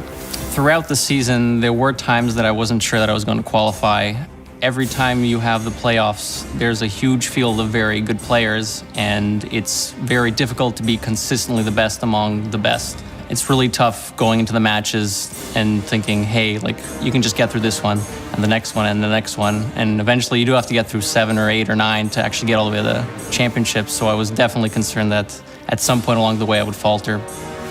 My friends actually recommended it to me. I remember when the beta came out, they were telling me that there was this new card game, and they had historically played similar games in the past, especially in the Blizzard universe with World of Warcraft, which I played a lot of. So seeing all those ideas and cool characters come into Hearthstone was a really fun time for me. It was nice seeing that entire universe somewhere else and in a new kind of format that I haven't played before. My friends and family, luckily, are all supportive of what I'm doing. They weren't really familiar with the scene or how esports is kind of progressing. So when they saw that I was traveling and competing and doing all this stuff, they were a little skeptical at first, but they've learned a lot about it and think it's an interesting opportunity. I want to prove that I'm, one of the best players. I want to be up there with the greats. I want to be able to feel proud of what I'm doing and say, hey, yeah, I made it to championships. Hey, yeah, I won championships. I've also been informed that you are a former Spelling Bee champion. Is that correct? I actually was not a Spelling Bee champion. I placed 3rd. Can I throw a spelling challenge at you? Go for it.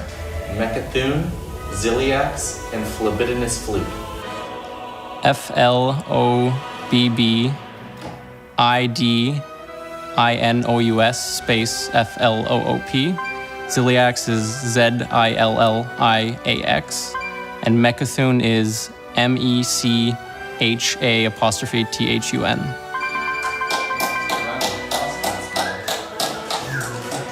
Were those right?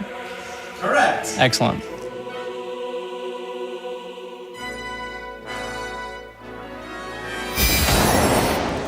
Language Hacker 1 game away from sending the 2-time World Championship appearance Muzzy as he was making his 2nd consecutive year having a berth through being a points leader position, being the points leader back in 2016, the 2017 points leader, and going into this year was 2nd, but just staying, of course, claiming the 1st place through a championship berth. Now, Muzzy said he had a lot of regrets last year going to his first World Championship. He said he learned a lot of lessons, but coming around this time, looks like he might be exiting 0-2 out in the group stages if he can't turn this ship around known as Zoo Warlock. Yeah, he has been doing quite poorly with this deck. I believe it's 1-4 with this over the course of the weekend. But Language Hacker 2, his one remaining deck is his Hunter deck. And his Hunter deck was responsible for all of his losses in his first match. He is 0-3 so far in games with Hunters. So, in this match, something's got to give. Yeah. And again, we're like one of those things where it's very surprising because Zoo Warlock is very solid. It's the problem, I think, is these really small decision-making that could or could not have cost Muzzy. And, the more we think about it, that Togwoggle was so swingy. It's hard not to tunnel in and think, what if he traded that 1-1? But, at the same time, I can totally understand Muzzy pushing damage because had he not traded that 1-1, he wouldn't be in the position to get Soulfire for lethal. Yep. So it's like all these little trade-offs that you have to evaluate as a Zoo player, which makes it a tricky deck. Absolutely. And I believe, if I'm not mistaken, this matchup is one that over the course of the weekend we have, by and large, seen the Zoo tend to win. Right. When we have seen the Hunter win, it has typically been in the back of a Scavenging Hyena, either an early Scavenging Hyena following up Spring Paw or Shimmerfly, or a sort of mid-game Hyena that gets huge very quickly thanks to Unleash the Hounds, and there is a Hyena draw for Language Hacker. It's specifically to Yue, who just kept winning, like this matchup in particular. Second Hyena something to consider. Unleash the Beast, very good against a lot of mid-range decks. Zoo, that has a lot of token summons, not nearly as good. And Mark Shot is in that same boat. It can remove, but it's not exactly what you're looking for. Yeah, spending 2 mana, spending 6 mana to kill a 1-drop, not very exciting, right? Yeah. I do like the restraint here from Language Hacker, not immediately just trying to play for the board. He has the coins, so he can play things such as Spring Paw, Coin Hunt, Head He's Hunter's going to take the Mark Hatchet. Shot. Yeah, I was kind of leaning towards a second Hyena, but I think he needs some utility in his hand in case something big just pops up, like a Magic Carpet, and he just can't answer it. He does have the possibility of combining Mark Shot with Head Hunter's Hatchet over a turn to take down a Magic Carpet, which I think is one of the things that's probably on his mind here. He is sort of in a weird spot that he can't just play out his Hyena here without risking it dying, considering he just lost the other one. If he is, does feel that's a core element of his ability to win this matchup. No, it's a good point. This is something that we were alluding to earlier. A lot of hunters, when you're playing a board aggression matchup, you don't want to just play Spring Paw turn 1 and let it die. You want to get to activate the Headhunter's Hatchet for that third piece of damage. Oh, that's not how it works. All right, he's going to use the Headhunter's Hatchet and coin to get it online with Spring Paw. Ooh, Micro Tech is the draw for Muzzy here, along with the Carpet, though. Yeah, I think Carpet here does make sense. Your opponent just used the coin, so Language Hacker, I believe, plays 2 Mark Shots, correct? Yes. So you still have a turn where you can kind of get away with Magic Carpet buffs, and it slows any development that they want to do. And Language Hacker, in response, can actually just play Master's Call here. Yeah, with the Microtech controller, he knows that there's a Lynx in the hand. The threat of Unleash is, of course, there as well. Unleash, the draw for Language Hacker. Yeah, so now Unleash the Hounds, that is such a big pickup here for Language Hacker. And Muzzy, in response, either has to Grim Rally or have a Void Walker to get in the way. Yeah, look at Muzzy's hand. This is why we have seen specifically the Hyena plus Unleash be so powerful. And there's a Timberwolf, too. All right, Language Hacker deciding, do I want to soften up this Magic Carpet? Yes, and the Magic Carpet dying is going to be such a big deal because that denies Muzzy's ability to easily answer the Scavenging Hyena on turn 5. Right. So this is going to be a very swingy game. Grim Rally picked up. Grim Rally is big, but there's a Timberwolf in Language Hacker's hand. Thanks to the window he had to play Master's Call, Timberwolf plus Unleash means that even Grim Rally with a bunch of 2/2 minions is not really good enough. It's not good enough, but it does delay the turn from Language Hacker to be able to utilize Unleash plus Scavenging Hyena. He can answer, but he can't develop big. And now also, if I'm Language Hacker, I'm kind of evaluating if I want to even give my opponent one more turn. Because if you give him one more turn, the development behind this Grim Rally Microtech controller combo is massive. Every single mana crystal is extremely valuable here. And that is why when you say like, oh, Unleash went from 2 to 3 mana back in the day, not that big of a deal. It's a huge deal. Yep, Marked Shot. Another Master's Call is available. A Deadly Shot and a Rat Trap. Rat Trap's actually weirdly good against Zoo because they do tend to play out a bunch of stuff. Yeah. And they have a lot of minions. You have a full hand, and you just run your second Master's Call. I think if I'm in Language Hacker's shoes, I might be leaning it toward the Rat Trap. You already have a Master's Call in hand. You don't need a second copy or and you've already played one, right?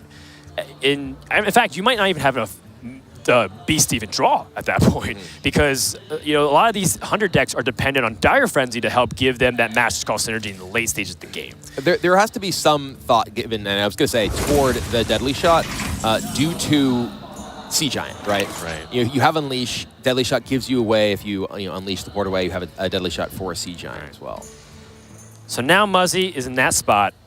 How do I best play around that Unleash the Hound situation? And I think you actually just destroy one of your Microtech controller bots that come out. So that way you restrict the amount of hounds, and then you just simply go face with everything. Force your opponent in a bad position. If they do play Scavenging Hyena, you have Direwolf Alpha plus a bunch of tokens to help clean everything up. Yeah. And redevelop behind Microtech control. Yeah, and you do put them in a position where they don't have the opportunity to do what what we're talking about. the Hyena as well. You basically have to have Unleash plus Timberwolf to clear off enough. And frankly, you have a lot of things that are still surviving as well. And then on Language Hacker side, how do you best respond to this? I mean, this is tricky. But Language Hacker has played some of these positions to come back and swing the board immaculately. I mean, he's been going for the swings, but this is like Zoo's game-ending push. They're trying to win in the next 2 turns. Well, there is Unleash, Timberwolf, and the Lynx still. So there's 6 possible attackers for Language Hacker. 7 if he doesn't want to give them +1. I assume he does, considering there's a bunch of 2 health minions on the board. So I think he has to go for the Timberwolf. Language Hacker can kill everything but the Scarabag here. And he certainly doesn't want to kill the Scarabag and put more stuff up. Right. And that's still problematic in itself because Muzzy can just immediately redevelop. But Muzzy's going to be relieved to see that no Scavenging Hyena comes down, which means no auto-win. That's the key thing, is that based on this pressure, Muzzy has been able to force Language Hacker to use this removal prior to the ability to pair it with that Hyena. And just killing your board, okay, it's unfortunate, but kill your board, have a 12 power minion, that's a lot worse. Yeah. Quickly. Language Hacker absolutely should be thinking about Sea Giant, and right now there's 6 minions on the board, which means Sea Giant costs, what, 4 mana? Interesting. Utilizing a weapon swing. Oh, is he? Oh, is he? Okay, I think he's baiting the Sea Giant so he can deadly shot for tempo. Oh, no, but he still can't do that. Sorry. Still the... I'm kind of confused why he chose to use his weapon, because it feels like there's a lot of things that you'd rather have your weapon against. He wants to play the Hyena next turn, so I think he wants to keep a minion on board to leverage Hyena, Direwolf Alpha, and the Spirit Paw plus the Lynx. That's 6 mana. That helps him swing the board, and assuming there's no Sea Giant developed, he should be okay. In fact, that actually works really well against Microtech Controller. If Muzzy didn't pick up the Knife Juggler, I just saw that. Yeah, the Juggler, he's not going to juggle though.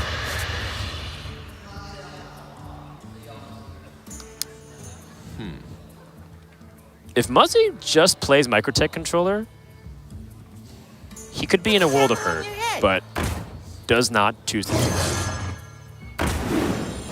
Oh, goes face. Well, he's going to clean up the Timberwolf. Yep. That was the 1 out of 3 option there. Yeah, now... oh my goodness! Oh, wow. Wow. Hold on. Big draw for Language Hacker. He doesn't quite have enough mana to play Hyena, Direwolf plus Unleash. But he can play Direwolf, attack... no, because the Juggler's there. Yeah, you just play the Spring Paws. So you don't Unleash here. You don't Unleash at all. You just play the Spring Paws, kill everything else. And the fact that it's 4 health is pretty big, and the fact that Juggle didn't hit is also just really massive here. Muzzy now needs extra change. Evil Genius. Okay. It's a good pickup.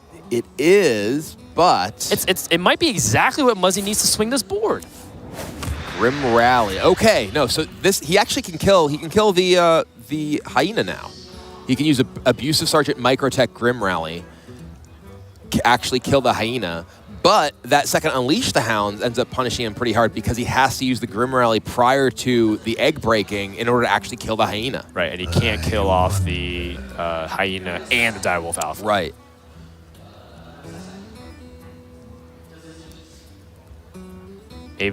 I think that looks like to be the clean play. I mean, that's got to die. If that Hyena doesn't die, you die. Well, when you say it like that, Kibler, can't really disagree. Get in there and fight, maggot! All right, there's the Grim Rally. Hyena goes down. Got a big board, but that's another big Unleash the Hounds for Language Hacker. I'm actually... hold on, how much damage is this? No, it doesn't work that way. Because the Unleash the Hounds doesn't get the +1 buff all across the board.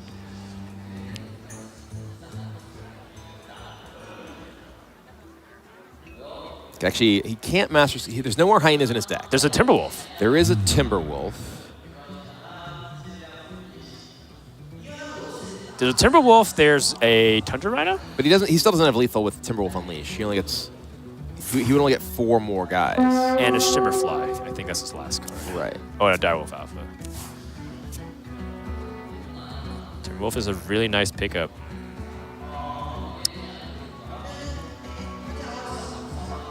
I mean, Muzzy knows that there's like a Lynx in the hand. Trading first here doesn't matter because he doesn't get he hasn't enough room to get all of them anyway. Yeah. And there go all of Muzzy's minions here, Right. and perhaps there goes Muzzy's hopes at doing one better and as a result the World Championship last year, because this is his last chance to win this match against Language Hacker. Second Evil Genius does not do it. An egg here would be massive. Okay, this is still serviceable. Let's find out what the Lackeys can do a lot. You know, he's been offered Shriek a lot off of the Ethereal Lackeys. I think this would be a really good time for one. Kobold Lackey and Goblin Lackey are both good here. Yes. Can use the Goblin Lackey, well... Yeah, Goblin Lackey on the Kobold Evil Genius, and then Kobold Lackey to shut down the Direwolf Alpha. Yeah, you Kobold Lackey the Direwolf. He still has the second Evil Genius, though. Does he need to? Yeah, he needs to play the second one, too. I like the second. More Lackeys. And now Language Hacker has an uncontested Tundra Rhino. He does. That is extremely scary. And in fact, if I'm Language Hacker, I think that's just what you want to do in this Direwolf Alpha plus Thunder Rhino lets you hit for a lot here. Kill both your opponent's minions. Attack for 5, 6, 7.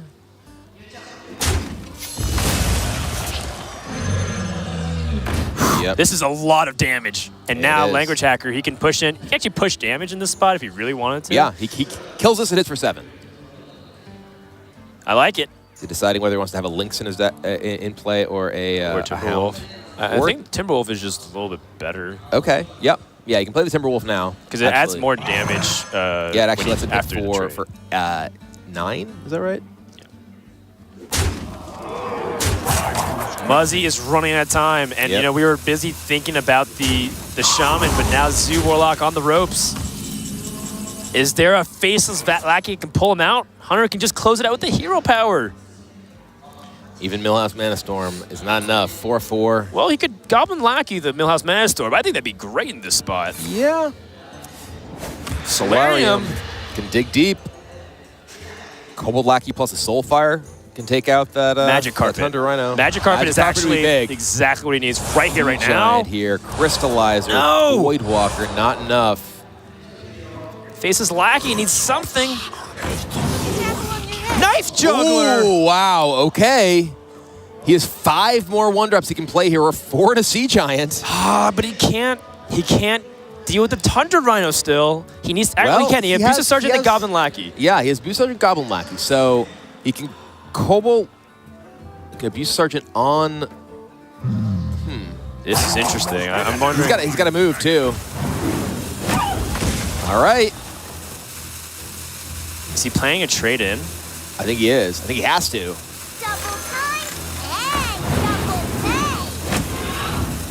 Why do you call? All right. Well, suddenly, this game turned around so quickly with that Solarium. 7 life. I was going to say 2. Oh, God, he's dead. No. Dude, he still has a Grim Rally opportunity here. I think he played both Grim Rallies, didn't he? Oh. Zul'jin. Zul'jin's too late, though. Mark Shot can just steal the game. Zul'jin's not too late. Zul'jin casts Unleash repeatedly. Well, I'm saying, if Mark Shot found Kill Command... If Mark Shot finds Unleash here... Or Unleash. Unleash the Hounds! And that is the game. That is the series. Language Hacker is going to eliminate Muzzy and move on to the deciding match of Group B. And that match, from game number 1, it was back and forth the entire way. We saw some incredible Hearthstone, and we got 6 more matches today. Yeah. But this one belongs to Language Hacker. That's right. He lives to fight on as he will continue his journey throughout the World Championship. And hats off to Muzzy for playing his heart out. Definitely some questions to take home with him. But for now, the moment belongs to another America star. And remember, languagehacker is playing for more than just a World Championship. He's also playing for a potential spot in Grandmasters. He keeps that dream alive. Yeah, Muzzy with his top point earning spot has already secured his berth into Grandmasters next year, rather this year. This year, and assuming that he doesn't get the one spot relegated next year. And we see languagehacker will be moving on to face Killin' All Day in the Group B Decider. That'll be happening later today, while Muzzy will have to, see how his fortunes fare in Grandmasters. Yeah, and even though he dips out here for the second year in a row, I think no one will question Muzzy's skills. 3 years running, this guy is leading the entire region, putting in the time, putting in the effort, and I think you could talk about his decks, maybe you can talk about his plays, but one thing you can't doubt is his Hearthstone talent. And I think we'll definitely be seeing him back for many months and maybe hopefully years to come. Don't expect anything more. But for now, the moment does belong to languagehacker. And I gotta say, he had so many situations where he was put under the gun. This guy was cool as a cucumber and was able to blow off all those random outcomes in style. Yeah, I mean, there were some absolutely ridiculous things that happened in those games. I mean, obviously that first game was sort of the highlight of all of it, but his ability to navigate the game with his Miracle Rogue against the Zoo, where he was able to come back from such a massive deficit with that Togwaggle into the Wondrous Wand. He did get the right combination of cards to do so, but he put himself in that position. All right, well, Group B's decider match has concluded. We've got 2 more to go as 2 players will live, 2 players have been sent home. What's going to happen next on the Hearthstone World Championship? We'll find out when we return.